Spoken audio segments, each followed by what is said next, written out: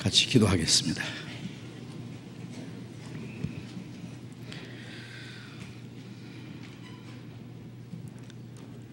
거룩하시고 자비로우신 우리 아버지 하나님, 우리가 하나님을 멀리 떠나 죄 가운데 행할 때 우리를 불쌍히 여기시고 우리가 받아야 될 저주와 심판을 주 예수님이 대신 담당하시고 우리 대신 죽어주시고 흘려주신 그 보배로운 피로 우리의 죄를 영원히 씻어주시고 아무 공로 없이 구원해 주신 그 크신 은혜를 인하여 감사와 찬송과 영광을 우리 아버지 하나님께 돌립니다. 우리를 하나님의 자녀로 삼아주시고 이 땅에 사는 동안에 하나님의 나라에 들어갈 때까지 우리를 버려두지 아니하시고 항상 우리와 함께 계셔서 우리를 보호하시고 인도해 주시는 그 크신 은혜를 인하여 감사를 드립니다. 지난 4차례 하계 수양회를 통해서 많은 영혼이 구원받도록 역사하신 주님께 감사드립니다. 먼저 구원함을 받은 형제자매들이 함께 기도하며 한마음과 한뜻이 되어서 협력하고 수고하는 가운데 이번에도 하나님이 원하시는 큰 역사를 이루게 해주신 것 감사드립니다. 주님의 은혜를 깨닫고 새로이 구원받은 귀한 하나님의 자녀들, 이제 남은 생에 주님 몸된 교회 안에서 하나님의 말씀과 하나님의 다스림 안에서 하나님의 뜻과 영광을 위해서 살아갈 수 있도록 더욱 지켜주시고 인도해 주시옵소서. 이 일을 위해서 함께 협력하고 수고하고 희생하는 모든 형제 자매들에게 더 풍성한 은혜를 주시고 남은 생에 하나님의 뜻과 영광을 위해서 더욱 살 수 있도록 영육간에 지켜주시고 인도해 주시옵소서. 아직도 구원받지 못한 우리의 가족들, 우리의 친척들, 우리 주변에 있는 많은 영혼들에게 복음을 전해서 그들도 다 함께 구원받을 수 있도록 더욱 역사해 주시고 먼저 구원받은 우리들 주님 자비로운 능력의 손으로 붙들어 주시고 주님 원하시는 뜻대로 그 하나님의 큰 역사를 위해서 귀중히 사용해 주시기 기도합니다. 이 시간 주님의 피로 구속함을 받은 저희들 주님 앞에 함께 모여서 주님의 그 은혜와 영광을 찬송하며 주님의 말씀을 배우며 주님 몸된 교회 안에서 거룩한 교제를 갖게 해주신 주님, 이 시간에도 주님이 우리 가운데 함께 계심을 믿습니다. 여기에 모여있는 우리 각 사람을 굽어 살펴주시고 하나님의 자비로운 손길로 더욱 붙들어 주시고 주님의 말씀으로 진리로 더욱 거룩하게 온전하게 세워주셔서 우리의 남은 삶이 하나님의 자녀로 합당하게 살아갈 수 있도록 또 주님이 하라고 맡기신 거룩한 역사를 능히 이룰 수 있도록 인도해 주시옵소서. 이 시간 함께 참여하지 못한 우리 형제 자매들 어떠한 곳에 어떠한 형편에 있을지라도 주님 더욱 지켜주시고 영육 가운데 합당하신 은혜를 허락해 주셔서 한 사람도 실족함이 없게 해 주옵소서. 멀리 외국 땅에서 신앙생활하는 우리 형제 자매들도 일일이 보살펴 주시고 더욱 주님을 의지하며 주님을 담대히 증거해서 그리스도의 일꾼으로 하나님의 자녀로 합당하게 살아갈 수 있도록 주님 더욱 지켜 주시옵소서. 이 시간 하나님께서 우리에게 나타내시고자 원하시는 주님의 말씀, 우리가 마땅히 어떻게 행할 일들을 더욱 가르쳐 주시옵소서. 주 예수님 이름으로 기도드렸습니다. 아멘. 우리 시편 교독하겠습니다. 시편 104편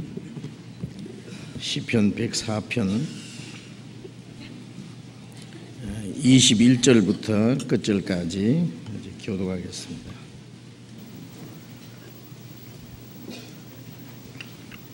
시편 104편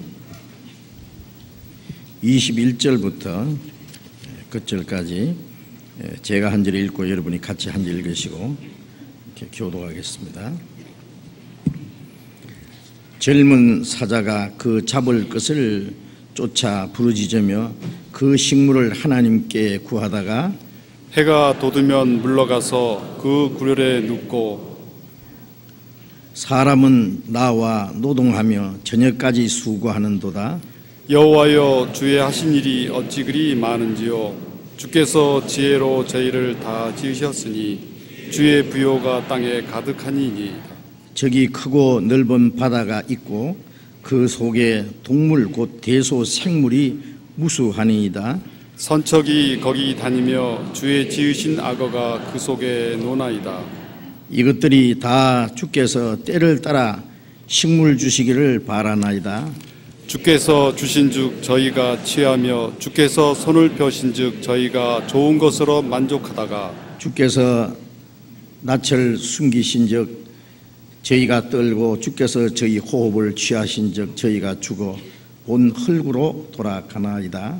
주의 영을 보내어 저희를 창조하사 지면을 새롭게 하시나이다. 여호와의 영광이 영원히 계속할지며 여호와는 자기 행사로 인하여 즐거워하실지로다. 저가 땅을 보신즉 땅이 진동하며 산들에 접촉하신즉 연기가 바라도다. 나의 평생에 여호와께 노래하며 나의 생존한 동안 내 하나님을 찬양하리로다. 나의 묵상을 가상히 여기시기를 바라나니 나는 여호와로 인하여 즐거워하리로다. 같이 읽겠습니다. 죄인을 땅에서 소멸하시며 악인을 다시 잊지 못하게 하실지로다. 내 영혼이 여호와를 송축하라. 할렐루야. 찬양대 찬송해 주시겠습니다.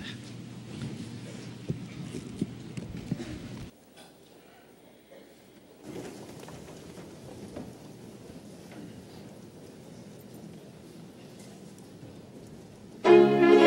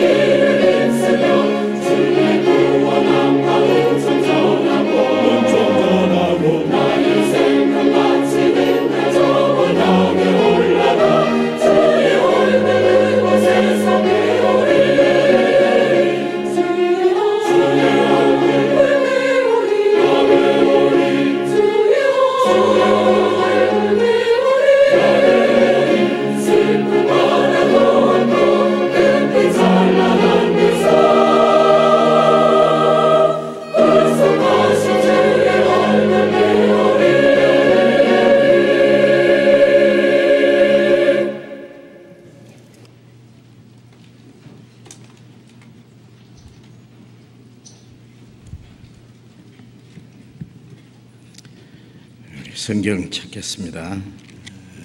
마태복음 7장. 마태복음 7장.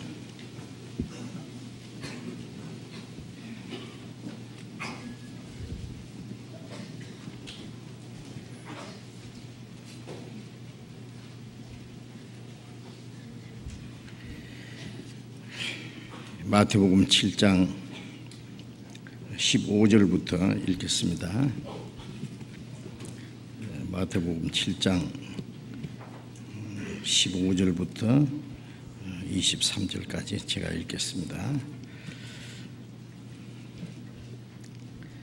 거짓 선지자들을 삼가라. 양의 옷을 입고 너희에게 나오나 속에는 노략질하는 일이라.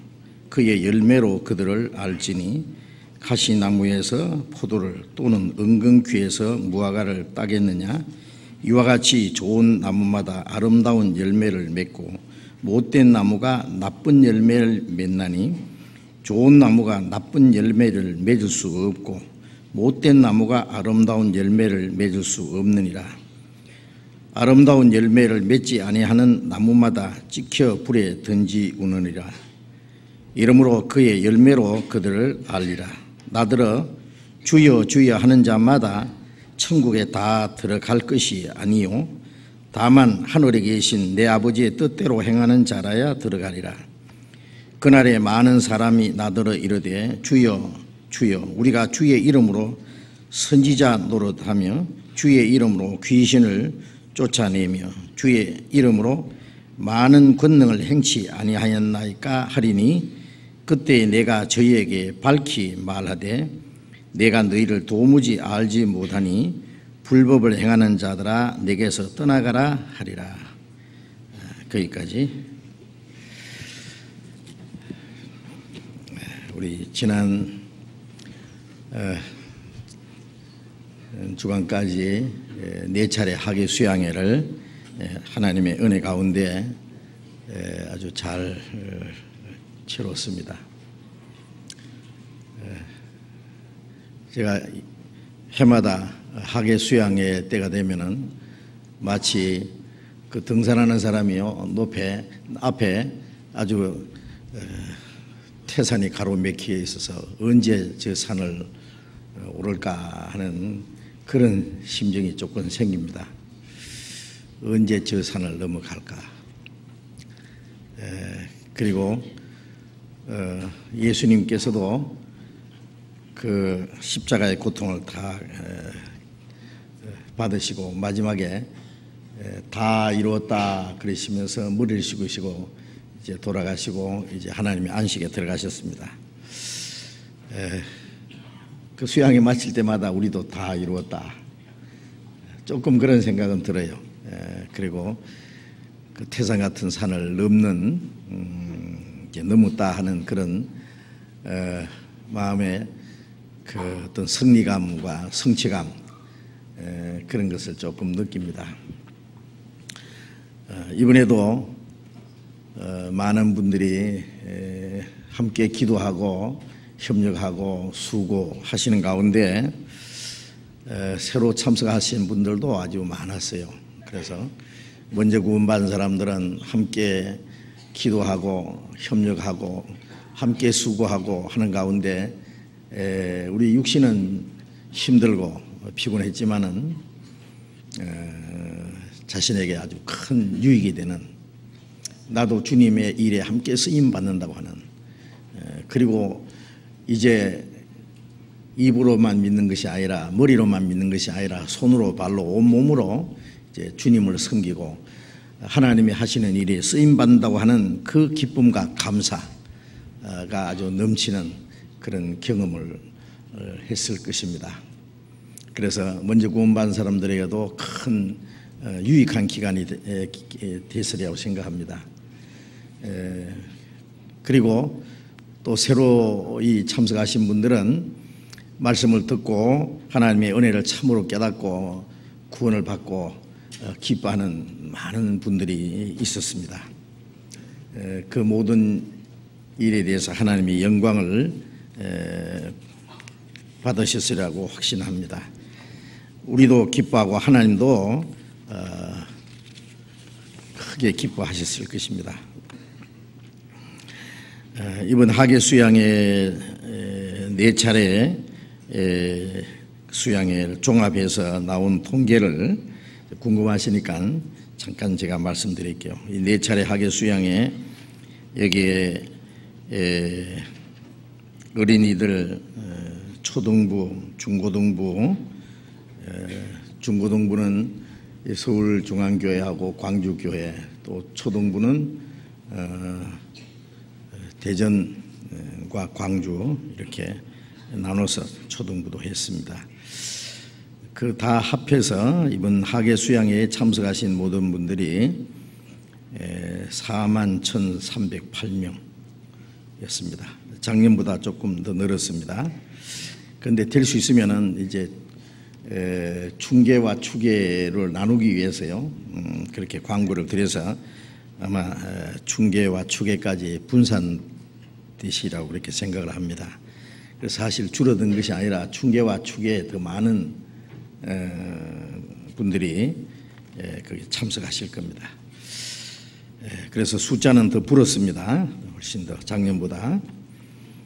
그리고 서울중앙교회에서 참석하신 분들이 4,496명이었습니다.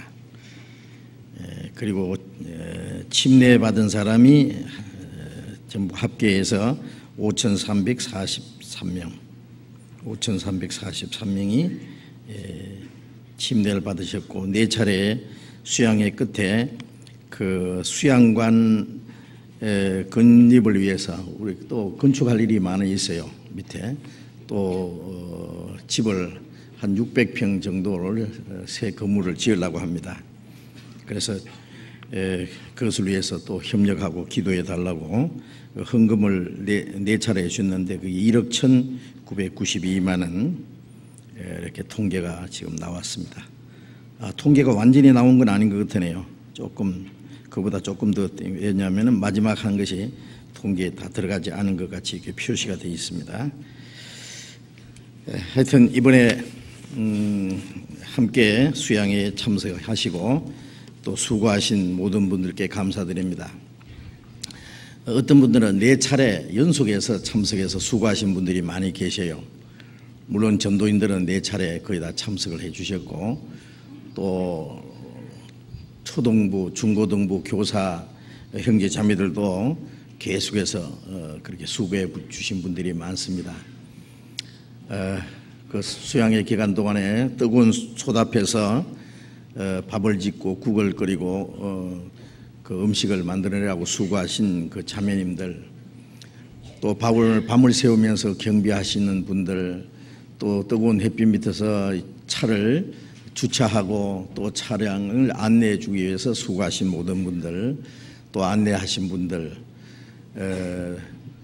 또 상담하시고 또 각 분야에서 여러 가지로 봉사해 주신 분들, 그리고 청소를 하신 분들, 구석구석의 구전 일들을, 힘든 일들을 마다하지 않고 다 협력해 주신 분들, 집에서는 별로 일하지 않은 분들이 수양회 가면은요 그냥 학생이고 청년이고 형제 자매들 열심히 봉사해 주셨습니다. 아마 그래서 처음 오신 분들이 그 장면을 보고 깜짝 놀래요. 누가 그렇게 시켜서 하겠습니까? 그거는 하나님께 받은 은혜를 너무 기쁘고 감사해서 자기도 또 다른 영혼들을 구원받는 일을 위해서 자기가 할 수 있는 작은 일이라도 보태기 위해서 자진해서 그렇게 일을 해 주신 겁니다. 그 모든 일을 통해서 하나님이 우리 가운데 역사하시고 더 많은 영혼을 구원받는 역사를 이루어 주시는 겁니다. 우리는 하나님 앞에 귀중히 쓰임받은 것에 대해서 감사하고 더 많은 영혼이 구원받은 것에 대해서 하나님이 기뻐하시기 때문에 우리도 함께 기뻐하고 감사합니다. 수양회 때뿐 아니라 그 수양회 때 하는 그런 마음을 가지고 우리가 각 교회에서도 계속 그런 일을 해야 될 것 같아요. 그러면은 하나님이 우리를 통해서 계속 하나님이 큰 역사를 이루어 가시리라고 확신합니다. 이번 수양회 때 구원을 받고 오늘 첫 주일에 참석하신 분들이 아마 이 서울교회뿐 아니라 전국의 교회에 많이 계시라고 생각합니다. 이제 우리가 구원을 받고 주님의 몸된 교회 안에서 함께 말씀을 배우고 교제하고 이제 남은 생에 주님 안에서 서로 사랑하고 교제하고 협력하고 주님을 위해서 협력하게 하고 하면서 살 수 있게 된 것을 우리는 하나님 앞에 크게 감사하고 이제 구원받은 우리는 에베소서 2장에 말씀하신 대로 이제 외인도 아니요 손님도 아니요 성도들과 동일한 하나님의 시민이요 하나님의 권속이라 그랬어요. 하나님의 가족입니다. 사람이 태어나면은 낳아주신 그 아버지 어머니 또 먼저 태어난 언니와 오빠 그리고 자기 가족들 그 가족이라고 하는 그 공동체 안에 일원이 됐잖아요. 그 태어나자마자 자기 가족이 있습니다. 가정이 있습니다. 이제 우리가 구원받자마자 하나님의 자녀로 탄생했기 때문에 하나님을 아버지로 모신 구원받은 형제 자매들 이제는 한 가족입니다. 천국 가서 영원히 같이 살 사람들인데 천국 가서만 사는 것이 아니라 이 땅에서도 같이 살아야 돼요. 우리가 전 세계에 구원받은 모든 성도들과 함께 교제할 수는 없어요. 하나님이 우리에게 요구하시지 않을 겁니다. 그래도 적어도 가까이서 함께 복음을 깨닫고 구원받은 사람들, 교제할 수 있는 모든 사람들이 함께 만나서 교제하고 함께 말씀을 배우고 함께 사랑하고 서로 도와주고 실족하는 사람이 하나도 없도록 하나님 나라에 들어갈 때까지 서로 인도해주고 붙들어주고 육신적으로나 영적으로 영적으로 우리가 도와줄 뿐 아니라 육신적으로도 서로 도와줘야 됩니다. 왜 그러냐면은 육신적으로 너무 어렵고 외롭고 고난이 있으면은 또 신앙이 어린 사람은 신앙생활하기 어려워요. 그러니까 육신적으로도 붙들어줘서 신앙생활 할 수 있도록 또 주님을 위해서 일할 수 있도록 서로 도와줘야 될 겁니다. 그래서 이제 사람이 태어나면은 이제 자라야 되겠죠.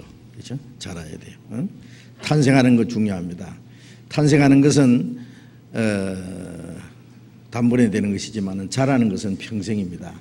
우리의 그 몸은 자라는 것이 어느 정도 자라면은 더 이상 자라지 않지만은 우리의 인격은 평생 이제 성장해 가야 돼요. 그렇죠? 인격이 점점 더 그 형성돼 가는 그것도 하나의 자라가는 과정입니다.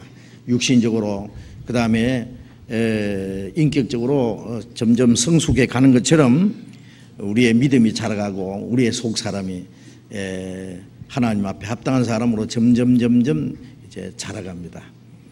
그리고 어느 정도까지 그리스도께 미치도록 주님의 생명을 받았으니까 주님의 마음도 가지고 주님의 생각도 가지고 주님처럼 살고 그리고 점점 주님을 닮아가다가 우리가 주님 앞에 서는 날 우리 몸까지 주님과 같이 된다고 그렇게 말씀했습니다.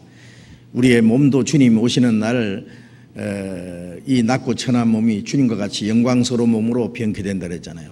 이 몸이 주님과 같이 되기 전에 우리의 마음과 생활이 점점 주님을 닮아가야 됩니다. 그래서 주님과 같이 영광스러운 몸을 입고 주님의 나라에 가서 주님과 함께 영원히 살 것입니다. 그래서 구원받은 것은 그것으로 끝난 것이 아니라 이제 참으로 하나님의 자녀로서의 새로운 삶이 시작됐다는 것을 생각해야 됩니다. 이제부터가 참으로 중요합니다. 사람이 태어난 것 중요하지만은 이제 건강하게 자라는 것 더 중요하잖아요. 그리고 인격적으로 올바로 자라가고 올바로 살아가는 것 더 중요합니다. 어떤 사람은 보면은 저런 사람은 태어나지 않았으면 좋을 뻔했다 그런 사람 있잖아요.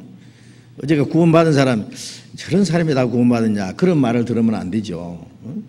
물론 이제 구원받은 사람이 그럴 수는 없습니다. 그건 뭔가 잘못된 거예요. 구원을 안 받았든지 구원받은 사람이 비정상적으로 살 때는 구원을 안 받았든지 아니면 구원 받았더라도 아주 큰 병에 걸렸든지 영적 병에 걸려 어떤 시험에 빠졌든지 아마 그런 경우가 있습니다. 비정상이죠. 그래서 어떤 사람은 사람으로 태어나서 짐승처럼 살다가 짐승처럼 죽는, 그래서 성경에 보면은 죽을 때 아무도 아끼는 사람이 없이 죽었다 그런 말이 있어요. 아이고 그 사람 잘 죽었다. 이스라엘 왕들 중에도 그런 사람들이 많이 있어요. 어떤 사람은 죽고 나면 너무너무 안타까워하고 죽고 나면 그 사람이 정말 훌륭한 것이 가치가 더 드러나잖아요. 이제 우리가 신앙적으로도 하나님의 자녀로 탄생했는데 마귀 자식처럼 살면 안 돼요. 그죠? 천국 갈 사람이 지옥 갈 사람처럼 살아서는 결코 안 됩니다. 이제 하나님의 자녀로 합당하게 멀잖아 주님 앞에 설 것 생각하면서 하나님의 영광에 들어가게 합당하게 이제 우리의 마음과 생활이 점점 변해서 명실공히 말로만 아니라 실제로 하나님의 자녀로 합당하게 그 천국의 영광에 들어가게 합당한 사람으로 점점 이제 변화돼 가야 됩니다. 그것이 우리의 그리스도인의 남은 생애입니다. 그래서 새로이 구원받은 분들을 위해서 필요한 말씀을 조금만 드리겠습니다. 앞으로 계속 배우겠지만은요. 먼저 우리 마태복음 공부하기 전에 조금만 말씀드리겠습니다. 우리 골로새서 1장을 잠깐 찾겠습니다. 골로새서 1장 6절. 골로새 1장 6절 신약 324페이지 골로새서 1장 6절을 같이 읽겠습니다. 이 복음이 이미 너희에게 이르매 너희가 듣고 참으로 하나님의 은혜를 깨달은 날부터 너희 중에서와 같이 또한 온 천하에서도 열매를 맺어 자라는도다. 이 복음이 이미 너희에게 이르매, 우리가 구원받을 수 있는 말씀을 복음이라 그러잖아요. 이 복음이 너희에게 이르매, 자, 복음이 우리에게까지 전파되었습니다. 예루살렘부터 시작해서 땅 끝까지 내 증인이 되리라. 그 주님이 이루신 사실이 증거되는 거예요. 복음이라는 것은 예수님이 십자가 죽으시고 부활하심으로 이루신 그 하나님의 은혜, 그 하나님의 은혜를 깨닫고만 하면 누구든지 구원받을 수 있는 복음. 그래서 바울 사도는 내가 복음을 부끄러워하지 않으니 이 복음은 모든 믿는 자를 구원하는 하나님의 능력이 됨이라. 이 복음을 우리가 전해야 되고 복음을 부끄러워하지 않고 어떤 고난과 어려움이 있어도 기어코 이 복음을 전하고자 하는 것은 이 복음은 그 복음을 듣고 깨닫는 사람이 구원받는 능력이 있기 때문에 그래요. 능력이 있기 때문에. 이 복음이 이미 너희에게 이르매 너희가 듣고 참으로 하나님의 은혜를 깨달은 날부터, 구원받은 사람은 이미 복음이 우리에게 주어졌고 그 복음을 듣고 참으로 하나님의 은혜를 깨달은 날, 그 하나님의 은혜라고 하는 것은 에베소서 1장 7절에 말씀하신 대로 그 은혜의 풍성함을 따라 그 피로 말미암아 구속과 죄 사함을 받았으니, 그리스도께서 우리를 대신해서 죽으시고 우리가 받아야 될 저주와 심판을 대신 받으시고 주님이 흘리신 피로 우리의 죄를 영원히 씻으셔서 다시는 심판과 저주를 받지 않게 해주셨다는 것. 아무 이유 없이 아무 조건 없이 무조건 우리 죄를 사하주시고 우리를 영원한 멸망에서 건져주신 그 하나님의 은혜입니다. 은혜. 참으로 하나님의 은혜를 깨달은 날, 복음을 듣고 깨달아야 돼요. 어떤 사람은 듣기는 듣는데 깨닫지 못한다 그랬잖아요. 그래서 어떤 곳에는 씨가 떨어졌는데 뿌리를 내리지 못하고 있을 때 새가 와서 쪼아 먹어버렸다. 이것은 말씀을 들어도 깨닫지 못하고 있을 때 마귀가 와서 그 사람으로 구원받지 못하게 하려고 그 마음에 있는 말씀을 뺏어가는 자요. 누가복음 8장에 그런 말씀이 있습니다.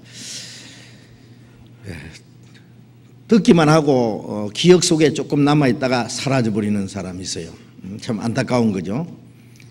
그러나 복음을 듣고 그 참으로 하나님의 은혜를 깨달을 때 그 씨가 생명으로 시작되는 거예요. 적당한 온도와 습도와 이런 것이 준비되면 싹이 나고 생명이 시작되잖아요.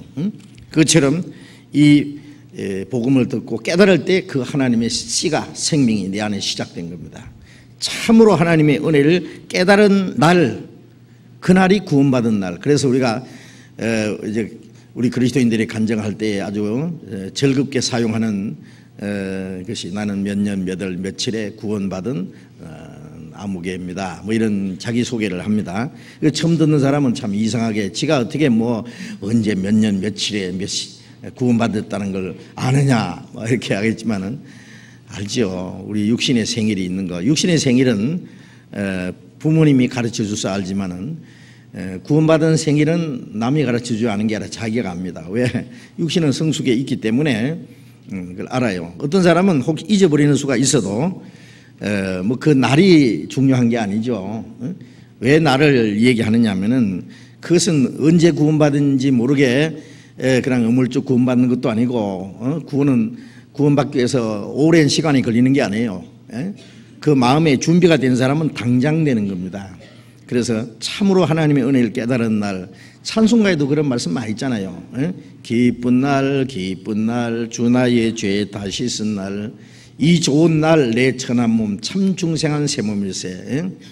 놀랍고 놀라운 날이었네 내 죄를 다시 쓴 날. 그 날이 있습니다. 그래서 그 앞서간 주님의 그 일꾼들의 그 간증을 들어보면은 전부 그 구원받은 날이 있었어요. 영국의 요한 웨슬레는 목사들로 태어나서 목사된 지 13년 만에 구원을 받았습니다. 거듭났는데 그 웨슬레가 구원받은 날을 제가 메모해 놨어요. 1738년 5월 24일 저녁 8시 25분. 저도 뭐 제가 어떻게 알아요? 그 책에 보고 알지. 그 요한 웨슬레가 쓴 책에 그렇게 돼 있어요. 그리고 미국의 유명한 전도자 D.L. 무디는 자기가 그랬어요. 자기 생일이 둘이 있다고. 그래서 1837년에 자기 육신이 태어났고, 그리고 1855년에 영이 또 한 번 태어났다고 그랬어요. 그리고 그가 복음을 전하다가 뉴욕에서 1894년에 주님 앞에 갔습니다. 그 죽음이 가까이 왔을 때 자기가 그런 말을 했어요. 내 육신은 죽으나 첫 번 태어난 사람은 죽으나 두 번째 태어난 사람은 영원히 죽지 않는다. 유럽에서 전 세계를 다니면서 전도한 유명한 전도자 찰스 스폴츠는 12대째 청교도 집안에서 태어났고 자기 할아버지도 목사님, 자기 아버지도 목사님이었어요. 그런데 그가 1850년 1월 6일 어느 가난한 청년의 설교를 듣고 그가 하나님의 은혜를 참으로 깨닫고 구원받은 일이 있습니다. 그는 그 후에 유명한 전도자가 됐습니다. 그래서 그 확실히 복음을 전한 사람들의 그 간증을 들어보면 확실히 구원받은 경험들이 다 있었어요. 참으로 하나님의 은혜를 깨달은 날, 깨달은 날. 아마 이번 수양의 기간이 구원받은 그 날이 되신 분들이 많을 거예요. 어떤 분은 상담을 하다가, 어떤 분들은 전도 집회에 참석을 하다가, 또 그 설교 그 비디오나 카세트나 뭐 또 DVD 탭 그런 영상을 통해서 말씀을 듣다가 깨달은 분들 많아요. 참으로 하나님의 은혜를 깨달은 날부터, 그날부터 너희 중에서와 같이 온 천하에서도 열매를 맺어 자란다. 그날부터 신앙이 자라가면서 하나님의 영광을 위해서 열매를 맺어가고, 자라야 열매를 맺잖아요. 열매를 맺고 자라가고, 자라면서 열매를 맺고, 이제 거기서부터 이제 참된 신앙 생활이 이제 시작되는 겁니다. 그래서 이제 새로 구원받은 분들은 이제 시작이라는 걸 생각해야 돼요. 아, 구원받아 감사합니다. 천국 가서 만납시다. 이러면 안 된다고요. 태어날 때도 혼자 못 태어나죠. 먼저 구원받은 사람들의 도움이 반드시 필요합니다. 그래서 전파하는 자가 없이 어찌 들으리요, 듣지도 못하니를 어찌 믿으리요.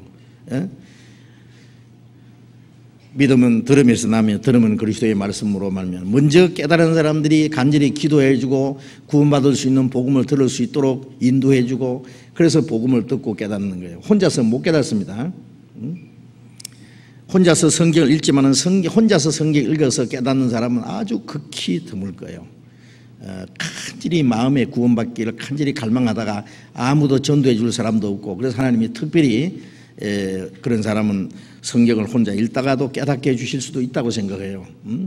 그러나 그런 경우는 아주 드물고, 성경에 있는 대로 먼저 구원받은 사람을 통해서 말씀을 전하고 그 복음을 듣고 구원받도록 하는 것이 하나님이 사람을 구원하기 위해서 정하신 방법이기 때문에 반드시 먼저 구원받은 사람의 도움이 필요합니다.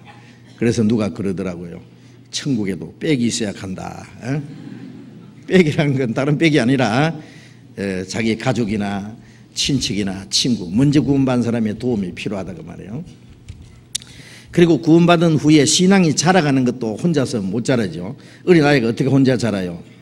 어린아이가요, 건강하게 참 훌륭하게 자라가는 거 보면은 특별히 그 부모님의 사랑, 그 아버지의 보살핌, 어머니의 사랑과 희생, 온 가족들의 그 보살핌이 없으면은 어떻게 어린아이가 자라겠어요? 우리 신앙도 마찬가지예요. 하나님의 도우심이 동시에 하나님이 그냥 무조건 하나에서 도우시는 게 아니라 먼저 구원받은 형제 자매들을 통해서 그 사람의 믿음이 자라도록, 잘못된 길로 가지 않도록 지켜주고 도와주고 인도해주고 그렇게 합니다. 그래서 먼저 구원받은 사람의 도움이 반드시 필요합니다. 어린아이가 만일 집을 떠났다고 생각해 봐요. 온 가족들이 자기 문 들다보고 그러고 뭐 아주 재롱부리라 그러고, 그러니까 아이고 막 지겹다 그러면서 이제 밤에 몰래 집 개구멍으로 빠져나갔다고 합시다. 개구멍으로 빠져나가면 뭐 강아지가 이게 무슨 강아지, 이런 강아지인가 싶어서 콕콕 물을 뿌릴 끼고, 그 다음에 지나가던 아저씨가 이 물은 이런 애가 있노 가지고 주워다가만 고아원에 갖다 맡길 끼고, 그 애가 어떻게 되겠어요? 참 끔찍합니다. 그렇게 되면요. 우리가 구원받은 사람이, 먼저 구원받은 사람이 그 하나님의 가족이에요. 거기에서 하나님이 보살피고 인도하시는데, 그 물이 그걸 교제라 그럽니다. 그 교제를 떠난다는 것은 정말 끔찍한 일이에요.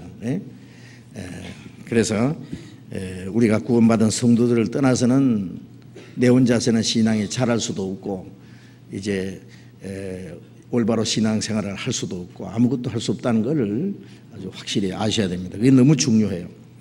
저는 구원받을 때 그거 가르쳐주는 사람이 없었어요. 그래서 4년 동안 제 혼자 얼마나 헤매면서 고생을 했는지 몰라요. 골로새서 1장 28절 29절을 같이 읽어봅시다.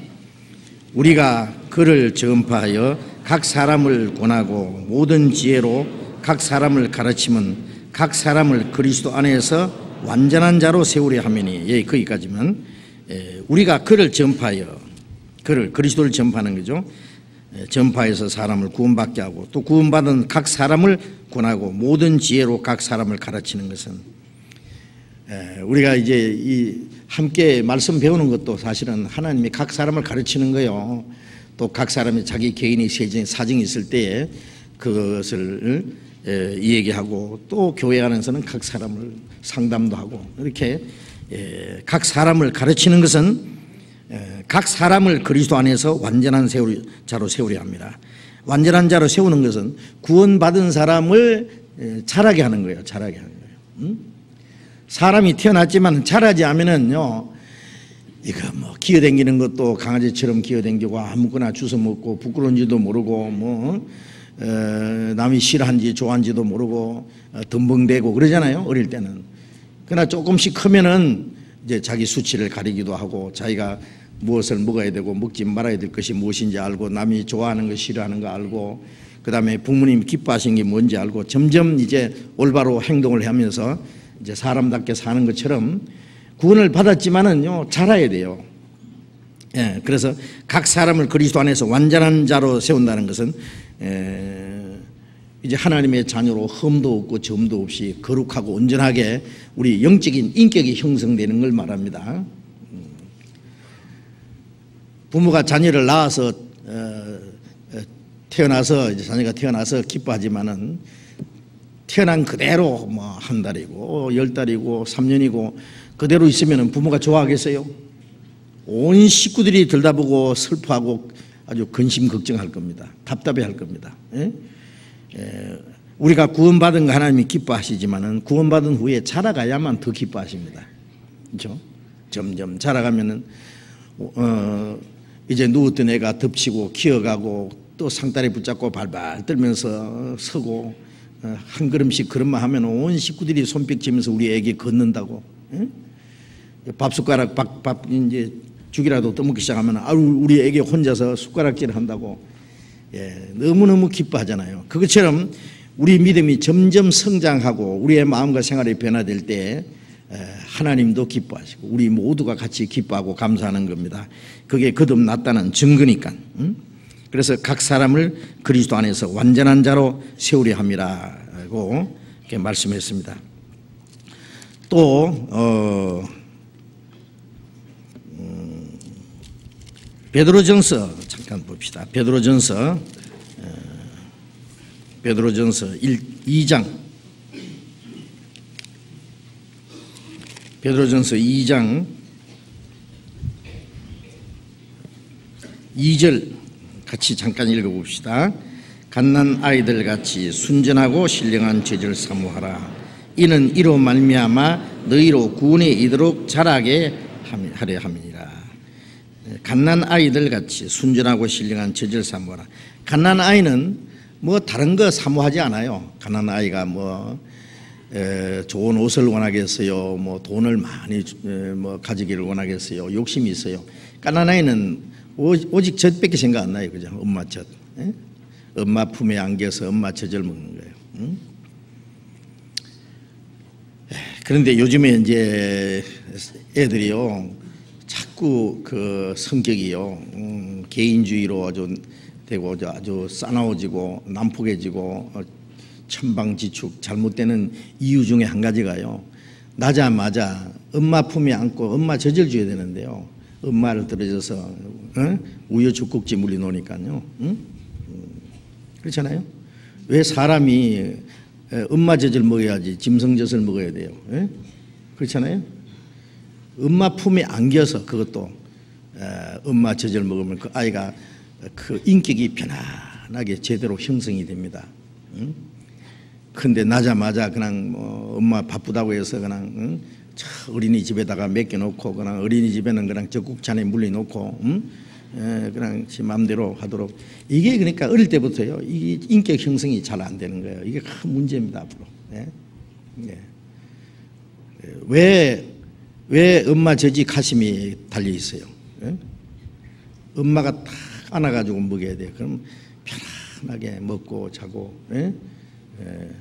우리가 구원받자마자 그 하나님의 사랑의 품 안에 안겨 있어요. 사랑의 품이 어디예요? 구원받은 성도들 무리가 그 사랑의 품입니다. 그래서 요한일서 4장 12절에 보면은 우리가 어느 때나 하나님을 본 사람이 없으되 우리가 서로 사랑하면 하나님이 우리 가운데 거하시고 그의 사랑이 우리 안에 온전히 이루느니라. 하나님이 어디 계시냐? 구원받은 사람, 구원받고 서로 사랑하는 사람들 가운데 내가 너희를 사랑하지 너희는 서로 사랑하라. 구원받은 사람들이 특징이 뭐냐? 이제 서로 사랑하는 거예요. 잘났든 못났든 배웠든 못 배웠든 부자든 가난하든 그 인간적인 모든 조건을 초월해서 구원받았다는 이유 때문에 한 형제 자매 서로 사랑해요. 그게가 하나님의 품 안입니다. 거기를 교회라 그래요. 교회라는 말은 헬라 말로 에클레시아라는 말인데 구별된 무리, 빼낸 무리입니다. 이 세상은 구원받아가지고 구별된 무리, 구원받은 성도들이 성령으로 하나 된 공동체. 그게 하나님의 가족이고 자기 가정에는요 사랑이 있잖아요. 가족끼리는. 그렇죠? 남이 알지 못하는 사랑이 있습니다. 그래서 밖에 가서는 막 시달리고 고생하고 사람들에게 무시당하고 스트레스 받고 지치고 피곤해서 집에 돌아오면은 가족들이 반기고 그리고 그게는 편안합니다. 그래서 내 쉴 곳은 작은 집 내 집뿐이라 뭐 그런 노래도 있잖아요. 우리 영혼이 편히 쉴 곳은 교회입니다. 교회. 예? 이 세상 구원받지 않는 사람이 우리를 알아줄 겁니까? 예? 누가 우리를 사랑할 겁니까? 누가 우리를 붙들어주고 도와줄 겁니까? 예? 예수 믿는 사람도 거듭나지 않은 사람은 예수 믿는 사람끼리도 서로 싸우고 물고 뜯고 미워하고 그럽니다. 우리는 서로 사랑해야 돼요. 이 주님의 품이에요. 그 교제 안에 있는 것이 어린아이가 엄마 품에 안겨 있는 것과 같아요. 거기서 신령한 젖을 삼은, 순전하고 신령한 젖, 그 하나님의 말씀입니다. 혼자서 성경을 읽어야 되지만 혼자서 읽어서 잘 못 깨달아요. 이 교제 안에서 거기서 배웁니다. 그래서 이 교회라고 하는 우리 한문자를 보면은 가르칠 교자다가 모일 해자, 그 아주 한문이 적절하게 잘 됐다고 생각돼요. 가르침을 받기 위해서 우리가 모이는 거예요. 우리가 뭐 목사 얼굴 보려고 오겠어요? 뭐 저같이 못생긴 얼굴을 누가 보려고 오겠어요? 그래. 뭐 우리 형제 자매 보고 싶지만은 뭐 꼭 형제 자매 보려고 모이는 것도 아니에요. 그것도 중요한 목적 중에 하나입니다. 그러나 제일 중요한 목적은 말씀 배우기 위해서 모입니다. 그래서 우리가 주일이든 수요일이든 뭐 구역 모임이든 그냥 모이면은 성경 배우는 거잖아요. 성경. 가르침 받기 위해서 모이는 거예요. 그 안에서 우리가 말씀을 배우는 가운데 그 순진하고 신령한 젖을 어린아이가 충분히 금방 태어난 아이가 먹는 젖 속에 있는 영양분이 따로 있고요. 한 100일쯤 된 그 아이가 먹는 그 젖 속에 있는 영양분이 다릅니다. 다를 수밖에 없어요. 우리가 이유식을 보면은요, 몇 개월짜리 따로따로 있잖아요. 그렇죠? 7달 된 아이가 먹는 엄마 젖 속에 있는 영양가가 다릅니다. 제가 신문에서 그걸 보고는요, 야, 진짜 하나님은 놀랍다. 10달짜리가 먹는 아이 그 속에 있는 까난 아이가 먹는 거하고 12달 된 아이가 빨아먹는 젖 속에 영양가가 같으면 안 되지요. 다 달라요. 그 다음에 이제 한 돌이 지나고 나면 그때는 젖을 먹을 필요 없잖아요. 그때는 먹어도 영양가가 없어요. 그때는 그냥 맹물만 나와요. 그래서 이제 그때는 이제 전 말고 다르게 먹어야 되죠. 이유식을 먹든지 죽을 먹든지. 그것처럼 우리 신앙도 마찬가지입니다. 그래서 신앙이 자라지 않는 사람 보고 바울사도 그랬어요. 아직도 젖만 먹냐? 이제 이유식을 하고 이제 죽도 먹고 밥도 먹어야지. 맨 젖만 먹냐? 그런 말씀이 고린도전서 3장에 나옵니다. 그래서 이제 구원받은 사람, 처음에 구원받고 나서 그게 필요한 사람, 필요한 만큼 말씀을 깨닫고 얼만큼 자라면은 또 자기가 깨달을 수 있는 만큼 자기가 그걸 받아들이게 돼요. 그래서 구원받은 후에 신앙이 자라가는 데 필요한 모든 말씀을 교회가 가르칩니다. 그래서 우리가 교회에서 구원을 받았으면 자라는 것도 교회 안에서 계속 자라야 돼요. 구원은 우리 구원받은 사람 안에서 구원받고 그 다음에 배우기는 딴 데 가서 어떻게 배워요? 거기도 물론 확실히 거듭난 사람 올바른 교회 같으면은야 문제가 없지만은 그런 교회가 찾기가 어렵습니다. 이것이 참 문제입니다. 이건 구원받지 않은 사람은요 이해를 못하는 거예요. 아무데나 가면 교회입니까? 가르치는 사람이 확실히 거듭나지 않았으면은요 다른 사람을 거듭나게도 못하고 거듭난 사람을 신앙이 성장하도록 가르쳐 주지도 못합니다. 그냥 도덕적으로, 철학적으로, 문학적으로, 지식적으로, 그냥 교리적으로 가르치는 것이지 그 속에는 생명이 없어요. 그래서 찬송가에도 있잖아요. 뭐 외치는 자만큼 많은 생명수는 말라또다 그런 노래 있죠. 외치는 자, 가르치는 사람은 많은데 정말 구원받게 하고 구원받은 사람을 자라게 하는 그런 그 올바로 가르치는 사람은 적다. 아주 그게 절감합니다. 그래서 우리는 구원받고 구원받은 성도들 그 안에서 우리 신앙이 성장할 수 있는 교회가 있다고 하는 것이 얼마나 큰 행복인지 모릅니다. 그리고 이제 고린도전서 1장을 잠깐 찾아봅시다. 고린도전서 1장 아까 우리 암송할 때 외운 말씀인데요. 고린도전서 1장 8절 9절을 같이 읽겠습니다. 고린도전서 1장 8절 9절 같이 읽겠습니다. 주께서 너희를 우리 주 예수 그리스도의 날에 책망할 것이 없는 자로 끝까지 경고케 하시리라. 너희를 불러 그의 아들 예수 그리스도 우리 주로 더불어 교제케 하시는 하나님은 미쁘시도다. 주께서 너희를 우리 주 예수 그리스도의 날에 책망할 것이 없는 자로 끝까지 경고케 하시리라. 여기 이 말씀은 바울 사도가 고린도에 있는 구원받은 성도들에게 보낸 말씀입니다. 구원받은 그리스도인들에게 보낸 말씀이요. 주께서 너희를 우리 주 예수 그리스도의 날에 책망할 것이 없는 자로 끝까지 경고케 하시리라. 이제 구원받은 사람은 주님이 다시 오심을 기다립니다. 아세요? 첫 번 오신 예수님은 우리 대신 죽으시고 피 흘려서 우리 영혼을 구원하기 위해서 오셨고, 다시 오시는 예수님은 구원받은 성도를 데리러 오셔요. 그게 공중재림이고, 구원받지 않는 자를 심판하러 오시는 것이 지상재림입니다. 그래서 공중재림이 있고 7년 후에 지상재림이 있습니다. 그래서 우리 구원받은 성도들은 주님 다시 오심을 기다리면서 신앙생활해요. 주님 만날 그날을 사모하면서 주님 오시기 전에 우리가 먼저 세상을 떠나면 우리가 먼저 주님 앞에 가는 거예요. 주님 오시기 전에 내가 주님 앞에 먼저 가든지 아니면 살아서 주님을 맞이할 수 있든지, 어쨌든 우리는 주님을 만날 그날을 사모하면서 신앙생활을 합니다. 우리 주 예수 그리스도의 날에라는 것, 주님이 다시 오시는 그날에 그날을 이제 기다리는데, 그날을 그 7절에도 그 앞에 그런 말씀이 있죠. 너희가 모든 은사에 부족함이 없이 우리 주 예수 그리스도의 나타나심을 기다림이라. 주께서 너희를 우리 주 예수 그리스도의 날에 책망할 것이 없는 자로 끝까지 경고케 하시라. 그런데 주님 앞에 서는 날 구원받은 사람이 쫓겨나지는 않아요. 다 주님 앞에 섭니다. 그런데 문제는 칭찬을 받는 사람이 있고 책망받는 사람이 있고, 영광받는 사람이 있고 부끄럽게 되는 수도 있어요. 왜 그러냐? 구원은 똑같이 받았는데 신앙생활이 달라요.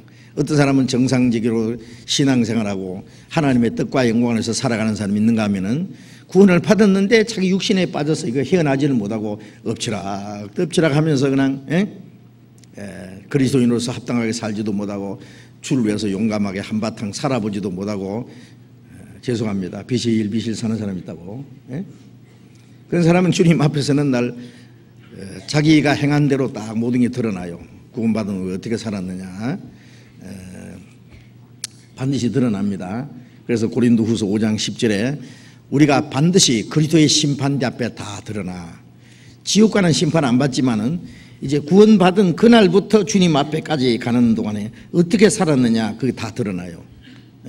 선악간에 그 몸으로 행한 것을 따라 받으려 합니다. 주님 뜻대로 산 것이 선이고 주님 뜻대로 살지 못한 것이 악이고, 주님을 위해서 산 것이 선이고 자기만 위해서 산 것이 악이고, 성령을 따라 산 것이 선이고 육신을 따라 산 것이 악이고, 세상 사람들이 생각하는 선악과 표준이 좀 달라요. 그 선악간에 행한 것을 따라서 심판을 받는다. 그걸 갖다 상급 심판이라 그래요. 상급 심판. 올림픽 선수들이요, 국가 대표 선수로 가가지고 어떤 사람은 금메달 따고 은메달 따고 동메달 따고 아무것도 못 따고 돌아올 때 다르죠. 갈 때는 똑같이 선수로 갔는데 올 때는 달라요. 금메달 딴 사람, 은메달, 동메달 딴 사람 자기 나름대로의 영광이 있어요. 당당하게 들어오고, 아무것도 못 딴 사람은 밤에 몰래 들어와야 돼요. 진짜입니다. 그 부끄러워서 어떻게 해요? 남들 금메달 딴 사람하고 같이 당당하게 들어올 수 있겠어요? 그래서 예수 그리스도의 날에 책망할 것이 없는 자로 그랬죠. 어떤 사람은 책망할 것 있기 때문에 그렇게 말한 거예요. 책망할 것이 없는 자로, 다른 말씀에 보면은 흠 없는 자로 주님 앞에 나타나기를 심쓰라, 베드로후서 3장에 그런 말씀이 있는데, 흠도 없고 점도 없고 책망을 받을 것이 없이 부끄러울 것이 없이 끝까지 경고케 하시리라. 자, 우리를 구원하신 주님은 우리를 끝까지 경고케 하신다고 돼 있어요. 그러면 주님이 끝까지 경고케 하시면 문제 없잖아요. 그러지만은 아닙니다. 그런데 문제가 많아요. 그러면 책망받을 것이 없습니까? 부끄러울 사람이 없습니까? 있다고 돼 있습니다. 고린도전서 3장에 보면은 집 터는 똑같은데 이 터는 예수 그리스도인데 집 이후 그 터 위에 집을 세우는 것은 가지각색이다 그래요. 네.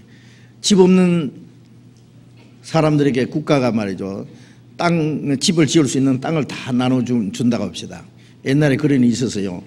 제가 한강 다리 밑에서 여름에요. 그냥 거기다가 그 모래 파고 거기다가 그냥 지붕 씌워가지고 다리 밑에서 사는 사람들 여름에 홍수 나면 다 빠죽을 테니까요. 정부에서 그 사람들을 저 봉천동으로 다 옮겼어요. 옮길 때요. 그게 한 집에 땅 몇 평씩 다 줬다고. 어떤 형제가 거기 갔기 때문에 저 가봤어요. 그 다리 밑에도 가봤고 그다음 이사간 후에도 가봤는데 어떤 사람은 집을 제대로 지은 사람이 있고 어떤 사람도 집은 받았는데 땅은 받았는데 집을 지을 돈이 없으니까 거적대기로 해놓고 사는 사람. 어떤 사람은 또 뭐 판잣집으로 해놓고 사는 사람. 어떤 사람은 또 벽돌로 꽤 근사하게 짓고 사는 사람도 있고. 가지각색이더라고. 구원은 똑같이 받았는데 집을 짓는 것은 신앙생활이에요. 가지각색이요. 그래서 어떤 사람은 금은 보수로 집 짓고 어떤 사람은 나무와 풀과 짚으로 세운다. 솔로몬이 아니고야 누가 금은 보수로 집을 짓겠어요. 그건 뭐냐면은 금은 보석은 가장 귀중한 걸 말하고 나무와 풀과 집은 그게 대비해서 별로 가치 없는 걸 말해요.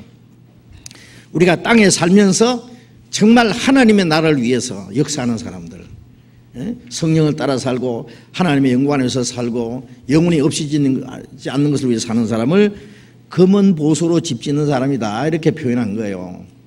그리고 나무와 풀과 짚은 불이 지나가 나면 다 타버릴 것처럼 마지막 심판 때 다 없어지는 사람. 그가 많은 지식을 가졌던 뭐 사업을 크게 했던 돈을 많이 벌었던 육신적으로 아무리 훌륭했던 주님 오시는 날 다 이 세상에 불탈 때 다 타버리고 남는 거 없는 사람이에요. 그게 이 세상이 마지막 불탈 때 다 타버리고 주님 앞에 남은 것이 없는 사람. 우리 신앙생활은요, 우리가 주님 뜻대로 살고 성령을 따라 살고 다른 영혼이 구원받는 걸 위해서 하나님의 나라와 의를 위해서 살고 하나님의 영광을 위해서 살고 서로 사랑하고 서로 돕고 주님 말씀을 순종하는 그 모든 것들은 이 세상에 불타도 없어지지 않는 겁니다.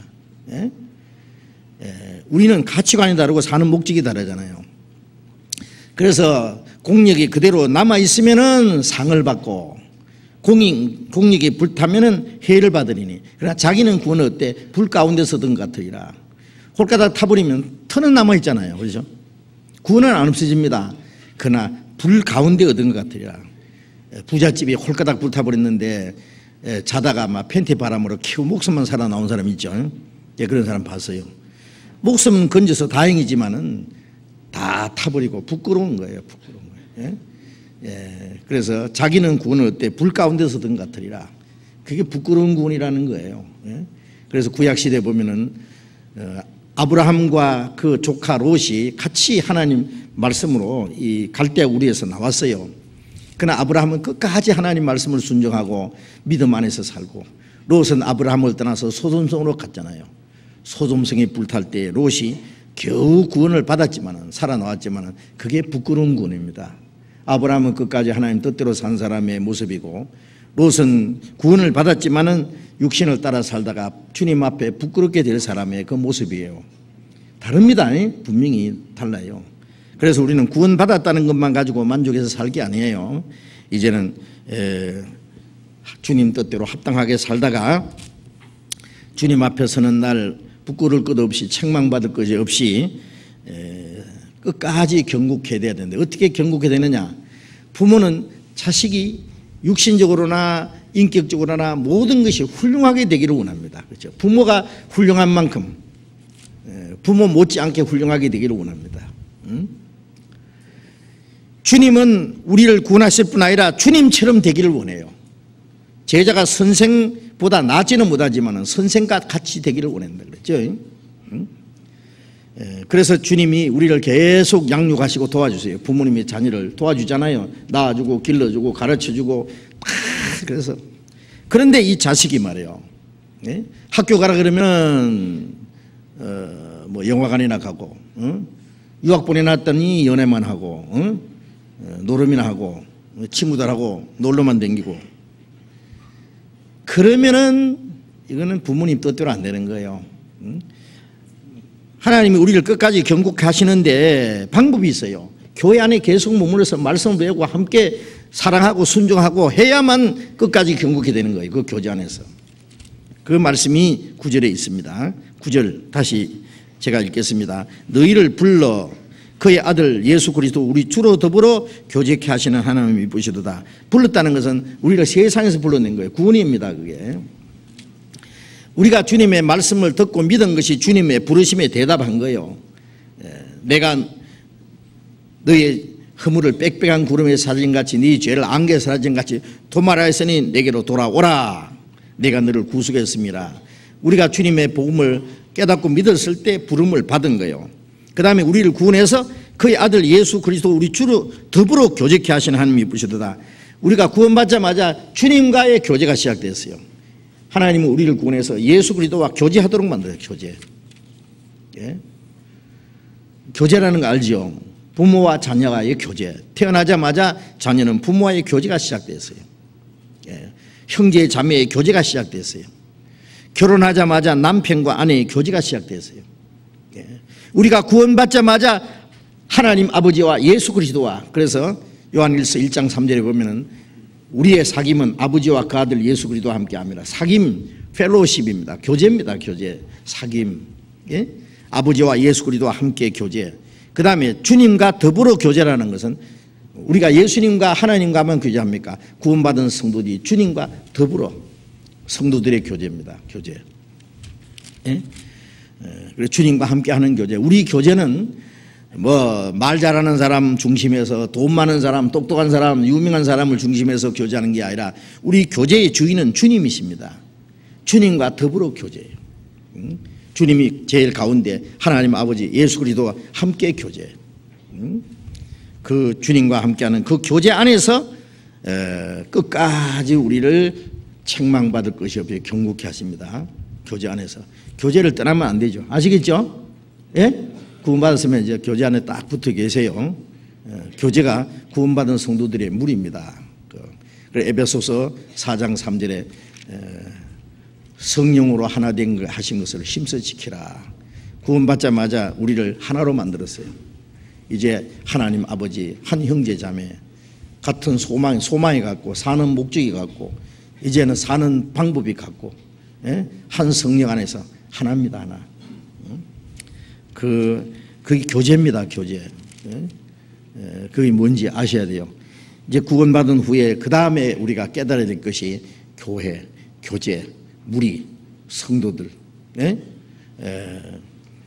그 안에서 말씀을 배우고 그 안에서 사랑하고 그 안에서 우리 믿음이 자라가고 그 안에서 주님의 뜻이 무엇인지 신앙생활을 하는 게 어떻게 하는 건지 전부 배워야 돼요. 그래서 우리가 말씀을 깨달은 만큼 더 풍성한 은혜를 받고 순종하는 만큼 더 많은 축복을 받고 영적으로 이제 무럭무럭 자라서 이제 얼마 후에는 아주 성숙한 그리스도인이 되고 얼만큼 신앙이 자라면은요 죄를 안 짓고도 살 수 있습니다. 예. 완전히 거룩하게 되는 것은 아니지만은 죄하고 멀어져요. 예. 왜? 저절로 그렇게 돼요. 예. 그래서 주님의 거룩하신 것 같이 너희도 거룩하라 그러셨어요. 점점 거룩이라는 거 구별되는 겁니다. 우리가 세상과. 이제 구원받았다는 말만 구원받았고 뭐 그다음에 마음과 생활은 도무지 변화가 없다. 그거 안 되는 거죠. 그러면은.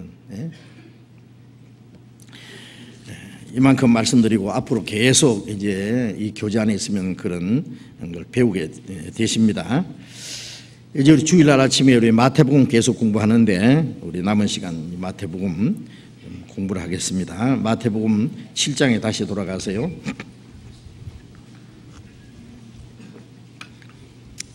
마태복음 7장은 5장부터 7장까지 주님이 산상에서 가르치는 아주 중요한 교훈인데 우리 구원받은 그리스도인들에게 너무나 중요한 말씀입니다. 오늘 배울 말씀은 7장 15절 거짓 선지자들을 삼가라. 양의 옷을 입고 너희에게 나오나 속에는 노략질하는 일이라. 이게 거짓 선지자를 삼가라. 이건 주님의 명령입니다. 우리가 13절에 조문으로 들어가라. 이것도 명령이죠. 넓은 문과 좁은 문. 우리가 좁은 문이 구원의 문이죠. 좁은 문을 통과해서는 한 사람은 이제 좁고 험한 길로 갑니다. 구원받은 사람이 이미 그 좁은 문을 통과했어요. 좁고 험한 길이지만은 이제 그 길로 갑니다. 그 주님이 함께 하시는 길이요. 그건 바로 천국 가는 길입니다. 그런데 이제 구원받은 사람에게 주님이 말씀하시는 거예요. 거짓 선지자들을 삼가라. 이거 명령입니다. 우리가 신앙생활을 하려면요, 구원받을 때도 말씀을 듣고 깨달아서 구원받고, 구원받은 후도 말씀으로 더 풍성한 은혜와 생명을 공급받고, 말씀을 통해서 우리가 마땅히 행할 길을 배우고 가요. 구원받은서도 말씀을 잘못 배우면은, 이거 어린 아이가 태어나긴 태어났는데 이거 아무거나 먹으면 큰일 나죠. 그죠? 아직 면역이 약하기 때문에요. 잘못 먹으면 병 날고 죽어요. 우리가 구원을 받은 사람은 영원히 멸망하지는 않지만은 신앙생활에 병들고 완전히 실패할 수 있어요. 어떻게? 잘못 배우면은. 그래서 이게 거짓 선지자를 삼가라는 이 말씀에는요, 우리 신앙생활 하는데요, 아주 중요한 게 그겁니다. 왜 거짓 선지자를 삼가라느냐? 거짓 선지자가 너무 많기 때문에 하는 말이에요.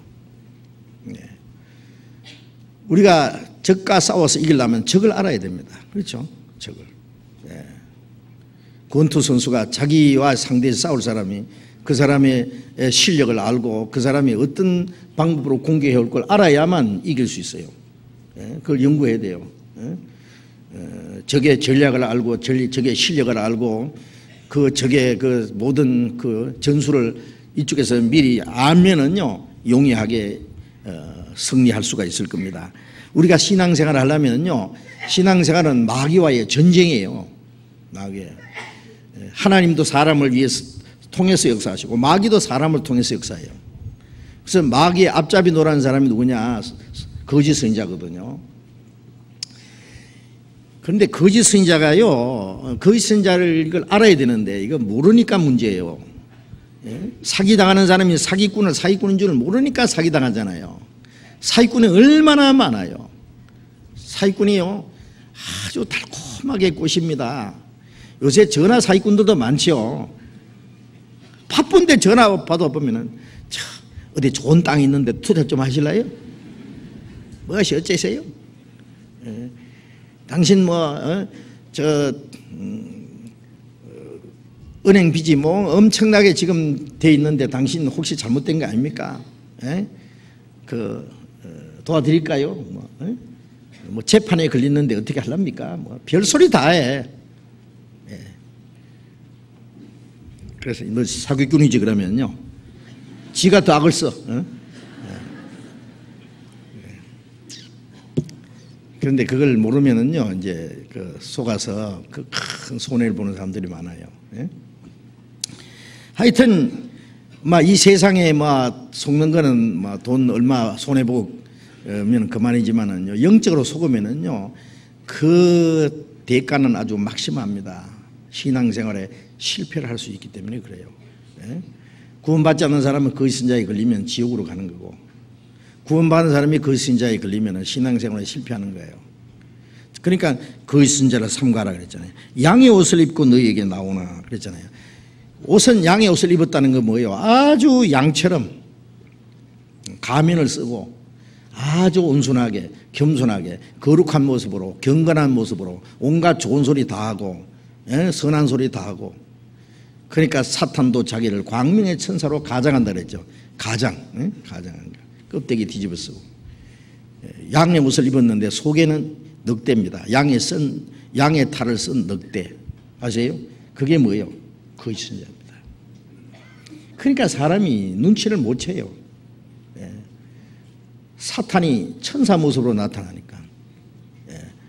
마귀로 뿔 달린 마귀로 나타나면 누가 속아요? 마귀가 아주 아름다운 모습으로 아주 매력 있게 나타납니다. 그래서 사람을 속여서 그냥 지옥으로 끌고 가는데, 자, 그래서 거짓 선지자를 삼가라. 양의 옷을 입고 너에게 나오나 속에는 노략질하는 일이라. 뭘 노략질하느냐? 육신적으로도 노략질하지만은 더 중요한 것은 그 영혼을 노략질해서 멸망시켜버려요. 예. 자, 여기서 이제 우리가 한 가지 알아야 될 것이 있습니다. 하나님은 선지자를 통해서 말씀하십니다. 성경에 선지자에 대한 많은 말씀이 있어요. 선지자라는 말은 한문으로 쓰면은 먼저 선자, 알지자. 그래서 먼저 하나님의 말씀을 먼저 아는 사람이에요.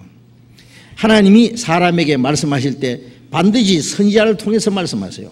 그럼 선지자는 먼저 하나님 말씀을 받은 사람이에요. 그래서 사무엘상 9장 9절에 보면은 사람이 하나님의 말씀을 들으려면은 선지자에 가서 물으러 갔다. 그 선지자를 옛날에는 선견자라고 했다. 그 볼견자 뜻에서 먼저 하나님을 본 사람, 뭐 하나님 보지 못했지만 하나님의 뜻을 본 사람, 먼저 아는 사람, 선지자 혹은 선견자라고 말했습니다. 그래서 성경에 하나님이 세우신 선지자들이 아주 많이 있어요. 에레미야 1장 4절에 보면은 하나님이 에레미야에게 말씀하시기를 내가 복중에서부터 너를 불렀다. 열방의 선지자로 세웠다. 너는 내 입의 말을 듣고 나를 대신하여 그들을 깨우치라. 내게 말을 듣고 내 말한 그대로 가서 백성들에게 얘기하라. 여호와의 말씀이 이러하시다 하라 그랬어요. 선지자는 하나님의 말씀을 받아가지고 그 하나님 말씀을 그대로 하나님 말씀이 이렇다고 전하는 사람이에요. 전하는 사람. 에스겔 3장 17절 18절에 보면은 하나님이 에스겔 선지자에게 인자야 내가 너를 파수꾼으로 세웠으니 너는 내 입의 말을 듣고 나를 대신하여 그들에게 깨우치라. 하나님의 말씀을 가지고 그대로 전하라 그거예요. 그래서 선지자들은 하나님의 말씀을 받아가지고 말하고 하나님의 말씀 받고 장래를 예언하고 하나님 말씀 받아가지고 기록을 하고 이 선지자입니다. 그래서 우리가 이 성경은 10계명만 하나님이 직접 기록해 주셨고 나머지는 전부 선지자들과 사도들 통해서 기록한 거죠. 그래서 아모스 3장 7절에 보면은 주 여호와께서는 자기의 비밀을 그 종 선지자에게 보이지 않고는 결코 행하심이 없으시리라. 하나님이 물로 세상을 심판하시기 전에 노아에게 먼저 말씀하셨고 소돔 고모라 성을 멸망시키기 전에 아브라함에게 먼저 말씀하셨고 또 이스라엘이 바벨론에 포로 잡혀가기 전에 에레미야에게 먼저 말씀하셨고 전부 하나님이 먼저 하나님이 하실 일을 선지자에게 먼저 다 말씀하신 거예요. 선지자를 통해서 말씀하시지 않고는 행하시는 일이 없다 그랬어요. 그래서 선지자들은 하나님의 말씀을 받아서 하나님 말씀이 이렇다고 전하는 거예요. 목이 달아나도 하나님의 말씀이 이렇게 되리라고 하나님 말씀하셨다. 하나님의 말씀을 내가 네게 말한 모든 걸 책에 기록하라 그렇게 기록한 거예요. 그래서 베드로전서 1장 21절에 보면은 경의 모든 예언은 사사로이 풀 것이 아니니 이 성경은 성령의 감동을 입은 사람들이 하나님께 받아 말한 것이라. 예언은 앞으로 될 걸 쭉 예언한 것은 성령의 감동하심을 입은 사람들이 하나님께 받아서 말한 거다. 기록하고. 그래서 하나님의 말씀을 먼저 받아서 그걸 전하기도 하고 예언하고 기록한 사람들이 그 선지자라 그래요. 모세는 창세기, 출애굽기, 레위기, 민수기, 신명기 5권을 기록했잖아요. 모세, 또 엘리야, 또 엘리사, 또 이사야, 에레미야, 또 에스겔, 다니엘, 호세아 그 외에 구약에 보면 많은 선지자들이 있습니다. 신약 시대에는 주님이 택하신 12사도 바울과 바나바 사도들입니다. 또 디모데나 디도 같은 그 전도자, 목사 이런 사람들은 주님이 세우신 사람들입니다. 그래서 주님이 세우신 그 선지자들과 사도들이 있어요. 사도들. 그래서 지금도 교회에서 주님이 지금은 선지자와 그 사도는 없지만은 교회 안에서 주님이 세우신 일꾼들이 있습니다. 그래서 그 주님이 세우신 그 사역자들 통해서 복음이 전해지고 그 사역자들을 통해서 구원받은 사람들에게 말씀을 가르치고 그래서 하나님의 역사가 이루어지고 교회가 이루어지도록 그 말씀을 가르치는 사람들은 하나님이 먼저 세우신 사역자들이에요. 그런 사람들이 없으면 복음이 전해진다든지 구원받은 사람들이 올바로 신앙에 성장한다든지 주님의 교회가 세워진다든지 이런 일들이 이루어질 수가 없습니다. 요한복음 20장을 잠깐 봅시다. 요한복음 20장. 요한복음 20장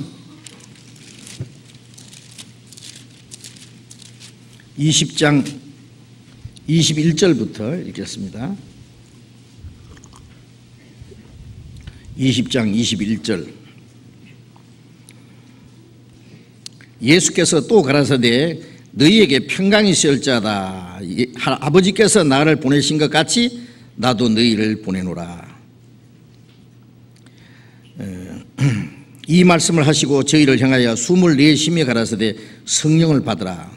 너희가 네 죄든지 사하면 사해질 것이요 네 죄든지 그대로 두면 그대로 있으리라 하시니라.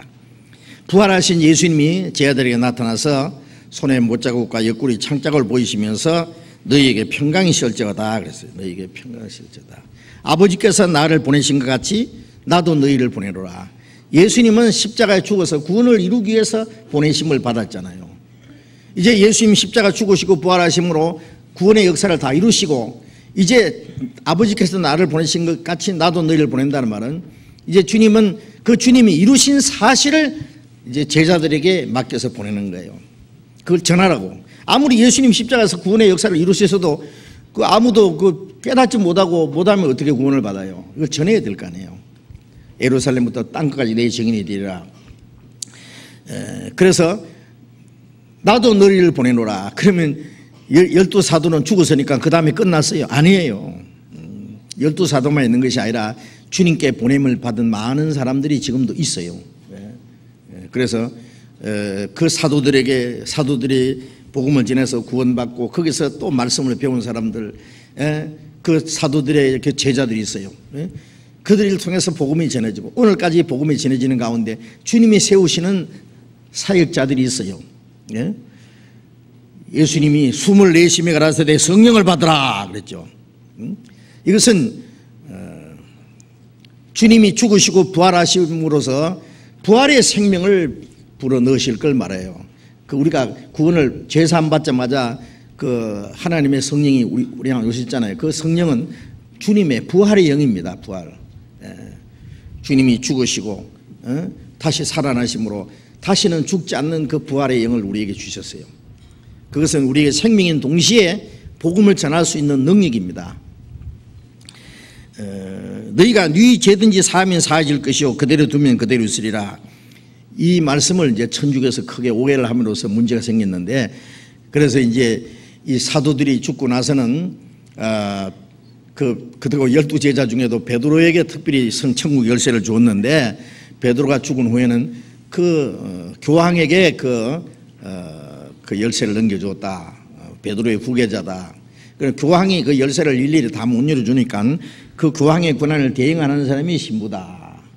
그래서 죄를 고백하면은 신부가 네 죄를 사했느니라 그대로 두노라 사하느라.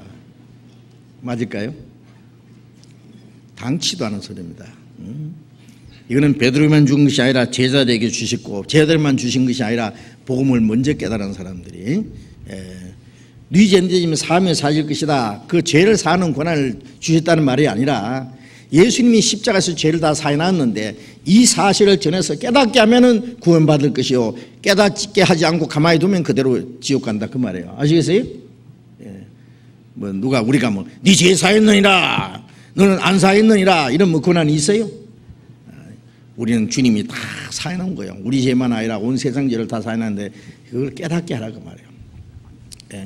그것은 주님의 보냄을 받은 사람입니다. 로마서 10장을 보겠습니다. 로마서 10장 13절부터 읽겠습니다. 로마서 10장 13절. 누구든지 주의 이름을 부르는 자는 구원을 얻으리라.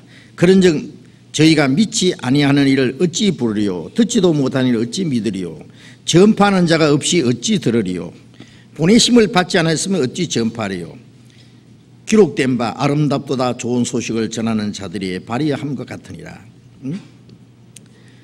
믿지 않는 일을 어찌 부르리요 우리가 주님을 불러야 되는데 입으로 믿지 않는 일을 어찌 부르리요 듣지도 못하는 일을 어찌 믿으리요 들어야 믿지요 전파하는 자가 없이 어찌 들으리요 들으려면 전해주는 사람이 있어야 되네. 전해주는 사람 누구냐? 보내심 받지 않았으면 어떻게 전파해요? 이것은 말씀 전하는 사람이 무조건 다 보내심을 받았다는 말이 아니라 먼저 확실히 구원을 받은 사람, 교회 안에서 말씀을 확실히 깨달은 사람, 예? 그런 사람이 주님의 보냄을 받은 사람이에요. 그런 사람이 복음을 전하면은 그 말씀을 듣고 깨닫고 구원을 받는 거예요. 예? 그래서 주님이 보내신 일꾼들이 있습니다. 그래서 17절에 같이 읽어봅시다. 그러므로 믿음은 들음에서 나며 들음은 그리스도의 말씀으로 말미암느니라. 믿음은 들음으로 난다. 그리스도의 말씀을 듣고 깨달을 때 믿어지고 구원을 받는 거예요. 그것은 먼저 전해주는 사람이 있어야 되는 거죠. 전해주는 사람이 없으면 아무도 구원을 받을 수가 없어요. 그렇죠.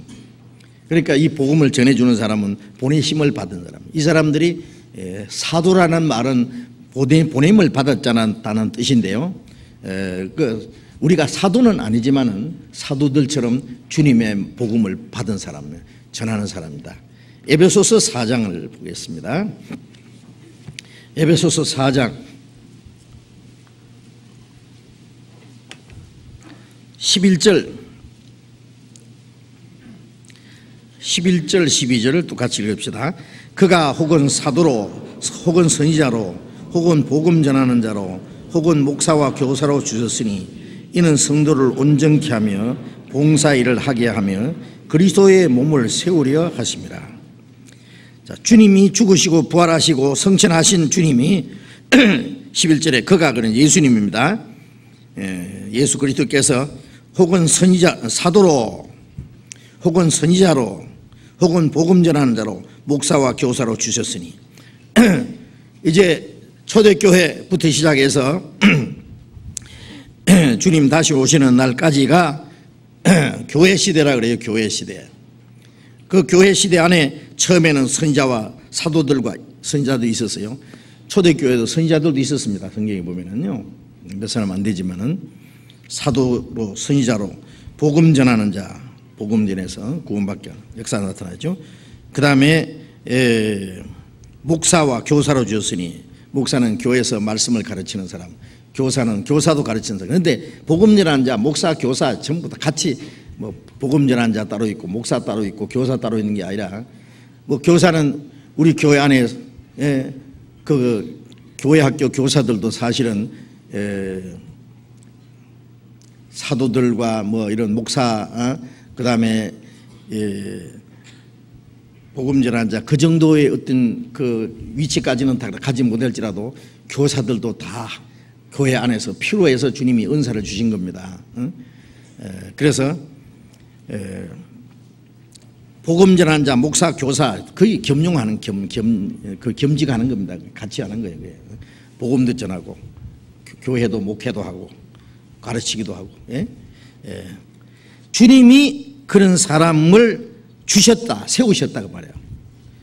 이로 말미암아 복음이 전해지고 구원받은 사람들을 온전케 하고 성도를 온전히 한다 그러죠. 신앙을 자라게 한다고 말해요. 그 다음에 봉사일을 하도록 신앙이 자라는 만큼 봉사일을 하도록 하고 그런 사람들로 말미암아 주님의 그리스도의 몸된 교회가 세워진다 그랬죠. 그래서 이 교회 안에는 반드시 주님이 세우신 사역자들이 있어요. 주님이 세우신 사역자들.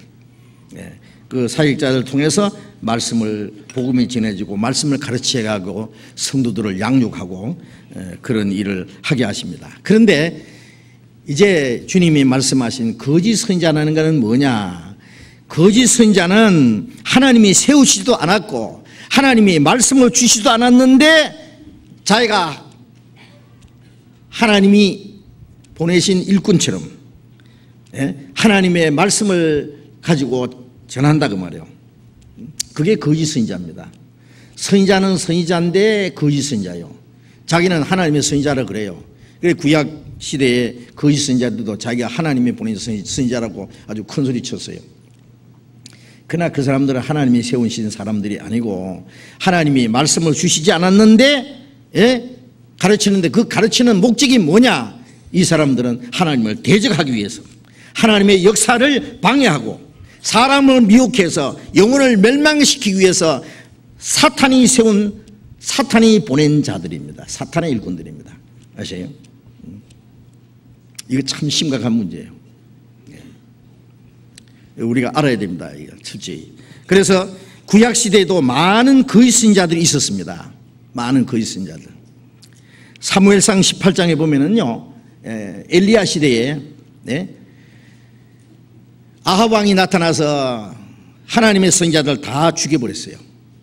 성전 안에다가 바알과 아세라 신상을 세워놓고 바알 선지자들이 거기서 제사하고, 그래서 이스라엘 백성들이 이제 바알이라는 신이 새로 생겼나, 바알이 하나님인지 여호와가 하나님인지 분별을 못했어요.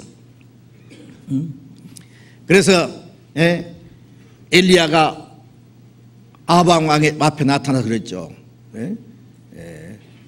바알 선지자 450명, 아세라 선지자 400명, 거짓 선지자 850명, 하나님의 선지자는 엘리야 한 사람. 어느 쪽이 정말 하나님이 역사하시는 하나님이 세우신 선지자인지, 너희들이 믿는 바알이 하나님인지 여호와가 하나님인지 한번 시합해 보자. 그래서 갈멜산 높은 산 위에다가 사람을 모아놓고요, 거기다가 시합을 했잖아요. 그래서 너희는 바알 선지자들 450명 먼저 해라. 여호와 선지자 나 한 사람. 그래서 그날 엘리야의 쌓은 제단에는 하늘에서 불이 내려와서 엘리야의 제단을 쌓아서 올라갔죠.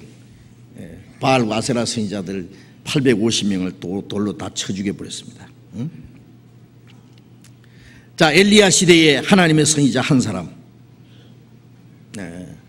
바알과 아세라 선지자 850명.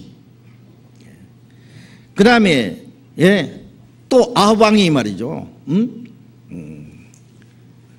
아합 왕이 시대에 미가야라고 하는 선지자 한 사람, 거짓 선지자 400명. 거짓 선지자들이 뭐냐면 자기들도 여호와의 선지자라고 아주 큰 소리 쳤어요. 열왕기상 22장을 잠깐 쳐다봅시다. 열왕기상 22장. 구약성경 22장 6절입니다. 구약성경 556페이지. 22장 6절부터 읽겠습니다. 제가 읽겠습니다. 이스라엘 왕이 이에 선지자 400인쯤 모으고 저에게 이르되 내가 길랏 나무에 가서 싸우랴 말랴. 저희가 가로되 올라가소서 주께서 그 성을 왕의 손에 붙이시리다. 여호사밧이 가로되 이 외에 우리가 물을 만한 여호와의 선지자가 여기 있지 아니하니까. 이스라엘 왕이 여호사밧에게 이르되 오히려 이므라의 아들 미가야 한 사람이 있으니 저로 말미암아 여호와께 물을 수 있으나 저는 내게 대하여 흉한 일을 예언하지 길한 일을 예언하지 아니하고 흉한 일만 예언하기로 내가 저를 미워하나이다. 여호사밧이 가로되 왕은 그런 말씀을 마소서. 이 여호사밧은 유다 왕이고 이스라엘 왕은 아합입니다.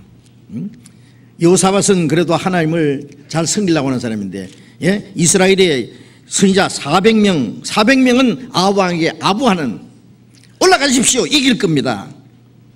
이렇게 여호사밧이 이 사람들밖에 선지자가 없습니까? 미가야라는 선지자 하나 있는데 그 사람은 나한테 나쁜 소리만 하는 사람입니다. 그럼 내가 그 사람 미워합니다. 그런 말 마시오. 그래서 이제 14절에 봅니다. 미가야가 가로되 여호와의 사심을 가리켜 맹세하노니 여호와께서 내게 말씀하시는 곧 그것을 내가 말하리라. 미가에 가서 왕 아방이 좋아하는 얘기 좀 하세요. 아방이 뭐 가서 이긴다고 좋은 얘기 좀 하세요. 아니 선지자가 뭐 왕에게 아부합니까? 예? 하나님께서 내게 하시는 말씀을 그것을 내가 너에게 이르리라.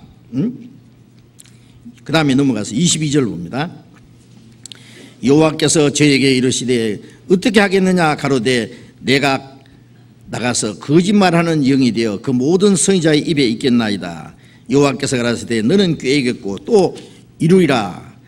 나가서 그리하라 하셨은즉 이제 여호와께서 거짓말하는 영을 왕의 이 모든 선지자의 입에 넣으셨고 또 여호와께서 왕에게 대하여 화를 말씀하셨나이다.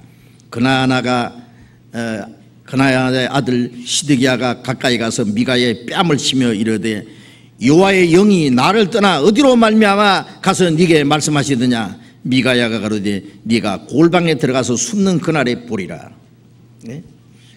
이 아합 왕이 타락해서 이 아합 왕을 하나님이 죽이시려고 그 선지자를 하나님이 허락하신 거예요.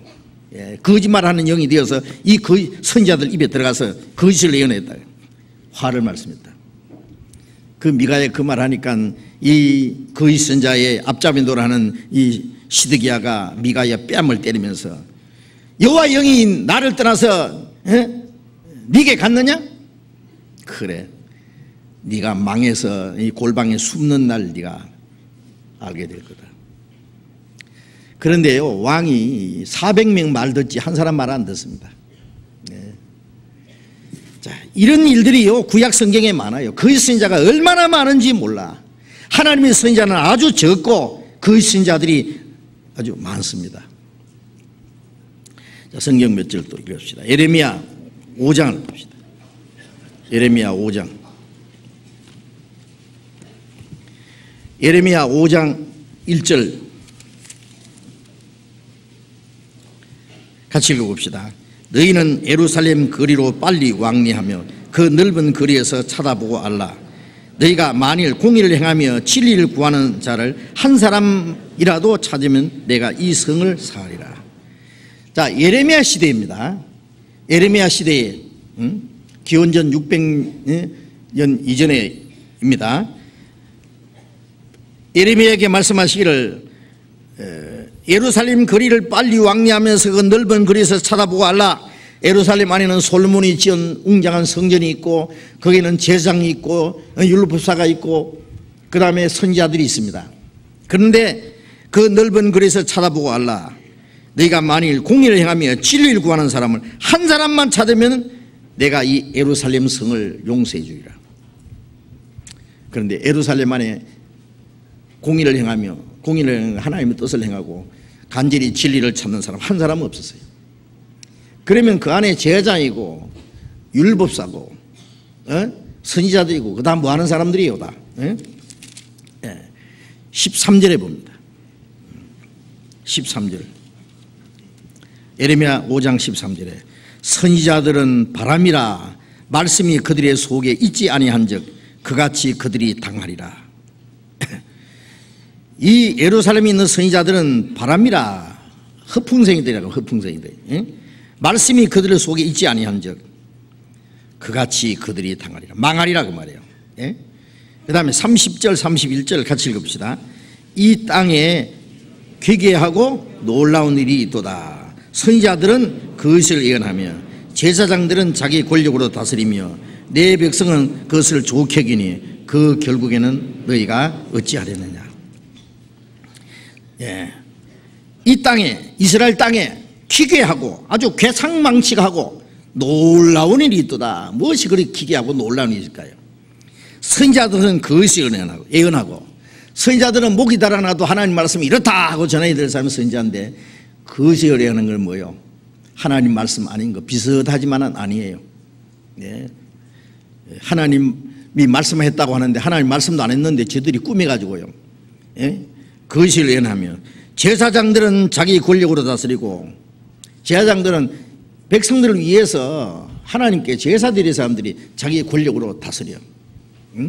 그리고 그 백성들은 또 내 백성은 그것을 좋게 여깁니다. 거짓말하는 것도 배우고 제장들은 권력으로 다스리는데 그걸 따라가요. 무조건 아멘 하는 거예요. 응? 그러면 그 결국에는 너희가 어찌하느냐, 지옥이 멸망이지 뭐예요 그게. 예. 그래서 예루살렘이 멸망한 겁니다. 예? 기원전 606년부터 시작해서 망하기 시작해가지고 기원전 586년에 예루살렘이 완전히 멸망해서 솔로몬이 지은 성전 다 불질러버리고 몽땅 바벨론을 잡아가서 70년 동안 포로 생활하고, 그때부터 이스라엘 나라가 그 주권을 다 빼앗기고, 그 다음에 600년 동안 그렇게 이방인들이 짓밟히다가 그들이 끝까지 회개하지 않고 그리스도를 보내니까 십자가 죽여버리고, 그리고 2000년 동안 망한 거예요. 기원전 586년 그 앞에 606년부터 이스라엘이 망하기 시작해가지고 586년에 완전히 망했고 서기 70년에 완전히 이스라엘 땅에서 쫓겨나서 전 세계에 터진 그 시작이 어디서부터 망하기 시작했냐? 예루살렘에 하나님이 찾는 사람 한 사람이 없어서.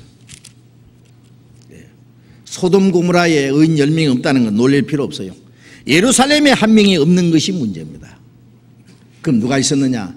그의 선지자가 판을 쳤어요. 물론 예레미야는 하나님이 세우신 선지자인데 예레미야 말을 안 들어 백성들이. 그의 선지자의 말을 듣지, 많은 사람의 말을 듣지 이 예레미야의 말을 듣겠어요? 하나님의 말씀에 이스라엘 민족이 바벨론의 포로에 잡혀갈 거다, 70년 후에 돌아올 거다, 그러니까 저 반역자 죽여야 된다. 바벨론에게 항복하라고 했거든요. 말 안 듣고 항복 안 하다가 얼마나 많이 죽고. 예레미야 23장을 보겠습니다. 예레미야 23장 조금 읽읍시다. 예레미야 23장, 예레미야 23장 11절 봅니다. 11절. 여호와께서 말씀하시되 선지자와 제사장이 다 사특한지라 내가 내 집에서 그들의 악을 발견하였노라. 자, 이스라엘 땅에 예루살렘 안에 선지자와 제사장들이 다 사특한 자라, 속이는 자들이라고 말이에요. 요즘 말로 사기꾼들이다 그 말이에요. 내가 내 집에서도 그들의 악을 발견하였노라. 그 다음에 21절 봅니다. 21절 넘어가서요. 21절. 이 선지자들은 내가 보내지 아니하였어도 다름질하며 내가 그들에게 이르지 아니하였어도 예언하였은즉 그들이 만일 나의 회의에 참여했다면 내 백성이 내 말을 들려서 그들로 악한 길과 악한 행위에서 돌이키게 하였으리라. 이 선지자들은 하나님이 보내시지 않았는데 하나님 보냈다고 말하고, 하나님이 그들에게 말씀도 주지 않았는데 예언했습니다.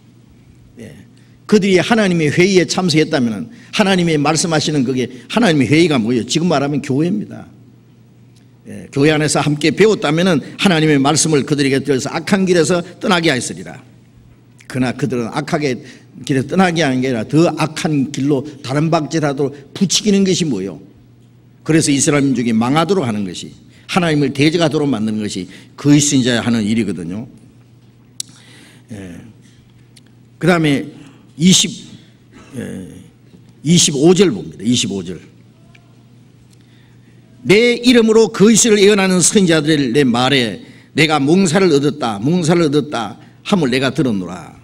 거짓을 예언하는 선지자들 언제까지 이 마음을 품겠느냐? 그들은 그 마음에 간교한 것을 예언하느니라. 여기에 거짓 선지자들이, 거짓을 예언하는 선지자들이 내가 몽사를 얻었다, 내가 계시를 받았다, 내가 꿈을 꾸었다, 계시 받았다. 그러면서 거짓말을 예언하는 선지자들 언제까지 이 악한 마음을 품겠느냐? 그들이 이 간교한 것을 예언한다. 그 다음에 30절 봅니다. 그 밑에 내려가서 나 여호와가 말하노라. 그러므로 보라, 서로 내 말을 도직질하는 선지자들을 내가 치리라. 나 여호와가 말하노라. 보라, 그들이 혀를 놀려 그가 말씀하셨다 하는 선지자들을 내가 치리라. 이 거짓 선지자들이 뭐예요? 혀를 놀려서 하나님이 말씀하셨다 그러는 거예요. 32절. 나 여호와가 말하노라. 보라 거짓 몽사를 예언하며 이르기를 거짓과 헛된 자만으로 내 백성을 미혹하게 하는 자를 내가 치리라. 내가 그들을 보내지 아니하였으며 명하지 아니하였나니 그들이 이 백성이가 아무 유익이 없느니라. 여호와의 말이니라. 이 거짓 선자들이요 거짓과 헛된 자만으로 내 백성을 미혹해 한다. 미혹이라는 건 뭐예요? 거짓을 참말로 알아듣게 하는 게 미혹이요. 거짓을 거짓인 줄 아는 것은 미혹당하는 게 아니죠. 예? 거짓말을 참말로 받아들여요. 응? 예. 내 백성을 미혹하게 하는 자를 내가 치리라. 내가 그들을 보내지 않았으며 명하지 않았다. 하나님이 보내지도 않았고 하나님 말씀도 안 했는데 그들이 백성에게 하나님이 보냈다고 하나님 말씀이라고 말하는 거야. 그들 이 백성에게 아무 유익이 없느니라. 유익이 없을 뿐 아니라 멸망을 시키는 거예요. 요즘에 하나님이 보내시지 않았는데요 직업적으로 목사가 된 사람, 직업적으로 스스로 선지자라는 사람, 계시 받았다는 사람, 별 희한한 사람 많아요. 그들에게 유익이 있습니까? 응? 도덕이야, 종교야, 다른 종교도 다 있어요. 불교에 가봐야 얼마나 좋은 말 가르치는지 알아요. 예? 그 불교의 그 성들도요 좋은 말 많이 합니다. 예? 고랑경에도 도덕적으로 종교적으로 좋은 말 많이 있어요. 공자도 좋은 말을 얼마나 많이 하는지 압니까? 예. 인생관에 대해서 얼마나 많은 좋은 얘기하고. 그러나 그들의 영혼에 무슨 유익이 있어요? 영혼이 구원받겠어요? 사람을 변화시킬 수 있어요? 위선자들만 만드는 것이지. 지금 교회 안에서 거듭나지 못한 사람들이, 거듭나지 못한 사람이 무슨 주님의 일꾼이라고 자처해요. 제가 한 번은 옛날에 얘기해요. 여수에서 전도하다가 어떤 열심 있는 전사님 한 번 만났는데 자기는 막 열심히 대단해. 막 저 섬에 다니면서 교회당 없는 곳에 교회당 세우는 개척하는 그 사명을 하나님께 받았대요. 그래서 제가 물어봤어요. 전사님 거듭났습니까? 그러니까 나 아직 거듭나지 못했대요. 그건 솔직하더라고. 예? 자기 거듭나지 못했대. 아니 거듭나지 않은 사람을 누가 하나님이 개척하는 은사를 줘가지고요 다니면서 전도하라고 해요. 쓸데없는 소리 하지 말고. 당신 그거는 하나님이 주신 사명이 아니고 당신이 허영심이고 영심이라고 그거는. 영심으로 죽는 사람도 많아요. 아세요? 소용없어요. 일본 천황을 위해서도 죽는데요 자기 영심을 위해서 안 죽겠어요? 그들에게 아무 유익이 없느니라. 평생 전해보라고 한 사람에도 구원받는가? 못 받습니다. 사람이 변화됩니까? 그들이 이 백성에게 아무 유익이 없느니라. 그렇습니다. 지금도 이 거짓 선지자들이 얼마나 많은지 몰라. 예수님 시대에도 거짓 사도들이 얼마나 많은지 몰라요. 거짓 사도, 거짓 선지자들이 많이 있었어요. 자, 지금은 더 많죠. 자, 이걸 자세히 이거 배우는 거 아주 중요합니다. 우리가 하나님에 대해서도 알지만 마귀가 무엇인지 알아야 돼요. 마귀가 하는 역사가 무엇인지 알아야 돼요. 하나님이 보내신 일꾼들을 우리가 알아야 돼요. 하나님이 하시는 말씀을 올바로 분별해야 됩니다. 그러니까 진리의 말씀을 올바로 분별하라고 했죠. 그래서 고린도후서 2장에 보면은 많은 사람이 하나님의 말씀을 혼잡케 한다. 하나님의 말씀을 올바로 갖지 않고 말씀을 혼잡시키는 사람들이 더 많아요. 지금 마지막 시대에 거짓 선자가 제일 많아. 거짓 사도들이에요.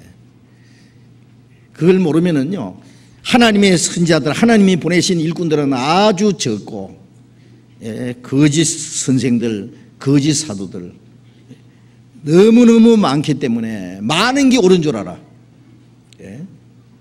그래서 그 시드기야가 아까 보셨잖아요. 400명 선지자, 미가야 선지자 하나 뺨을 때리면서 니만 진짜냐? 하나님의 영이 언제 우리에게서 나가서 니한테 갔냐? 왕들도 이 에레미야 말을 안 듣고 400명 거짓 선지자 말을 들어요. 에레미야를 저 구덩이에다 쳐박아 버렸어요. 죽여보려고. 지금도요 너무 많은 거짓 선생들이 있기 때문에 그 사람들이 좋은 말 다 합니다. 도덕적으로, 철학적으로, 사회적으로 좋은 말 다 합니다. 종교적으로. 다만 구원받는 역사는 안 일어나. 양의 옷을 입고, 양의 옷이라는 것은요 껍데기만 겸손하고 경건한 게 아니라 도덕적으로 종교적으로 좋은 말 다 하는 거예요. 교리적으로, 정통적으로, 경건주의로 다 해. 예수님 시대도 유대 종교가들이 얼마나 경건하고 그 사람들이 예수님 죽였잖아요. 지금도 마찬가지입니다. 우리가 이것도 알아야 됩니다. 이 거짓이 무엇인지 알아야 우리가 올바로 신앙생활을 할 수 있어요. 그럼 다음 시간에 좀 이 말씀을 자세히 또 배우겠습니다. 기도하겠습니다. 자비로우신 우리 아버지 하나님, 하나님이 작정하신 마지막 시대에 죄악은 충만하고 또 이 세상에 거짓이 충만합니다. 거짓 선지자를 삼가라고 하신 주님, 지금은 하나님이 보내시지 않는 거짓 선생들이, 거짓 선지자들이 얼마나 많은지 알 수 없습니다. 이로 말미암아 얼마나 많은 사람이 미혹을 당하고 영혼이 멸망하고 있습니다. 하나님, 그 가운데서 우리를 구별해서 하나님의 은혜를 깨닫게 하고 구원받게 해주신 것 감사합니다. 진리를 알지니 진리가 너희를 자유케 하시는 말씀대로 우리가 진리를 깨닫음으로 죄와 죽음에서 권세에서 자유함을 얻고 모든 불안과 두려움에서 자유함을 얻고 또 모든 거시에서 자유함을 얻어서 구별을 하게 해주신 것 감사합니다. 우리의 걸음이 주님을 따라가는 길에 실족하지 않도록, 우리의 신앙이 미혹되지 않도록 하나님 말씀 안에서, 주님의 몸된 교회 안에서, 주님의 인도하심과 다스림 안에서 하나님의 나라에 들어갈 때까지 우리 믿음이 자라고 하나님의 뜻 가운데 살아가고, 멀잖아 주님 앞에 서는 그날 부끄러울 것이 없이 책망받을 것이 없이 칭찬과 존귀와 영광을 얻기에 합당한 사람들이 되게 해 주시옵소서. 우리의 나머지 생에 모두 주님 능력의 손에 의지하오며 주 예수님 이름으로 기도드렸습니다. 아멘. 우리 찬송하겠습니다. 찬송, 은혜 찬송 91장을 같이 하겠습니다. 은혜 찬송, 이 은혜 찬송은요 우리 교회에서 만든 건데, 이거 없는 분은 다 구하세요. 밑에 서적부 있으니까, 뭐 비싸지 않으니까 다 구해서. 좋은 찬송가가 많이 있습니다. 91장.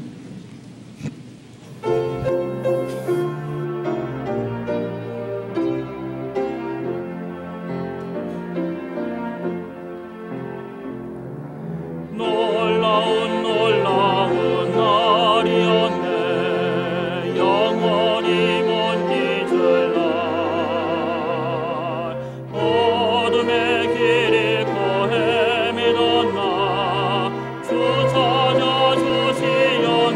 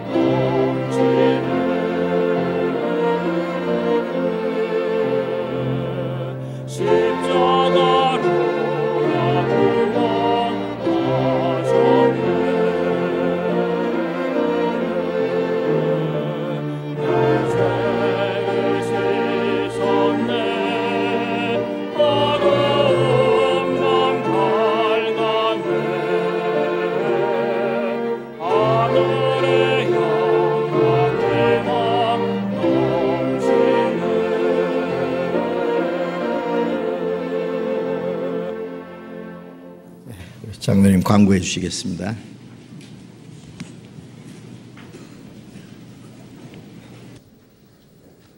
네, 광고 말씀드리겠습니다. 다른 주일과 같이 오늘도 오후 2시부터 4시까지 교육원 2층 202호실에서 새신자 교제가 있습니다. 새로 말씀을 깨달으신 우리 새로 구원받으신 형제 자매님들 다 같이 모여서 말씀 들으시고 교제해 주시기 바랍니다. 오늘은 오후 2시에 본당 1층 105호실 봉사위원실에서 봉사위원 교구장 연석 모임이 있겠습니다. 봉사위원 교구장님들 한 번 더 빠짐없이 참석해 주십시오. 광고 마치겠습니다. 예, 잠깐 광고 드릴게요. 우리 교육원 2층에서 새신자 교제 모임이 있습니다. 새로 구원받으신 분들이나 이제 새신자 모임에 참석하기 원하시는 분들은 거기 가시면 아주 좋은 재미있고 은혜로운 그런 시간이 될 겁니다. 오후 2시부터 있습니다. 교육원 2층에서 마치겠습니다. 자, 이렇게 교제하시기 바랍니다.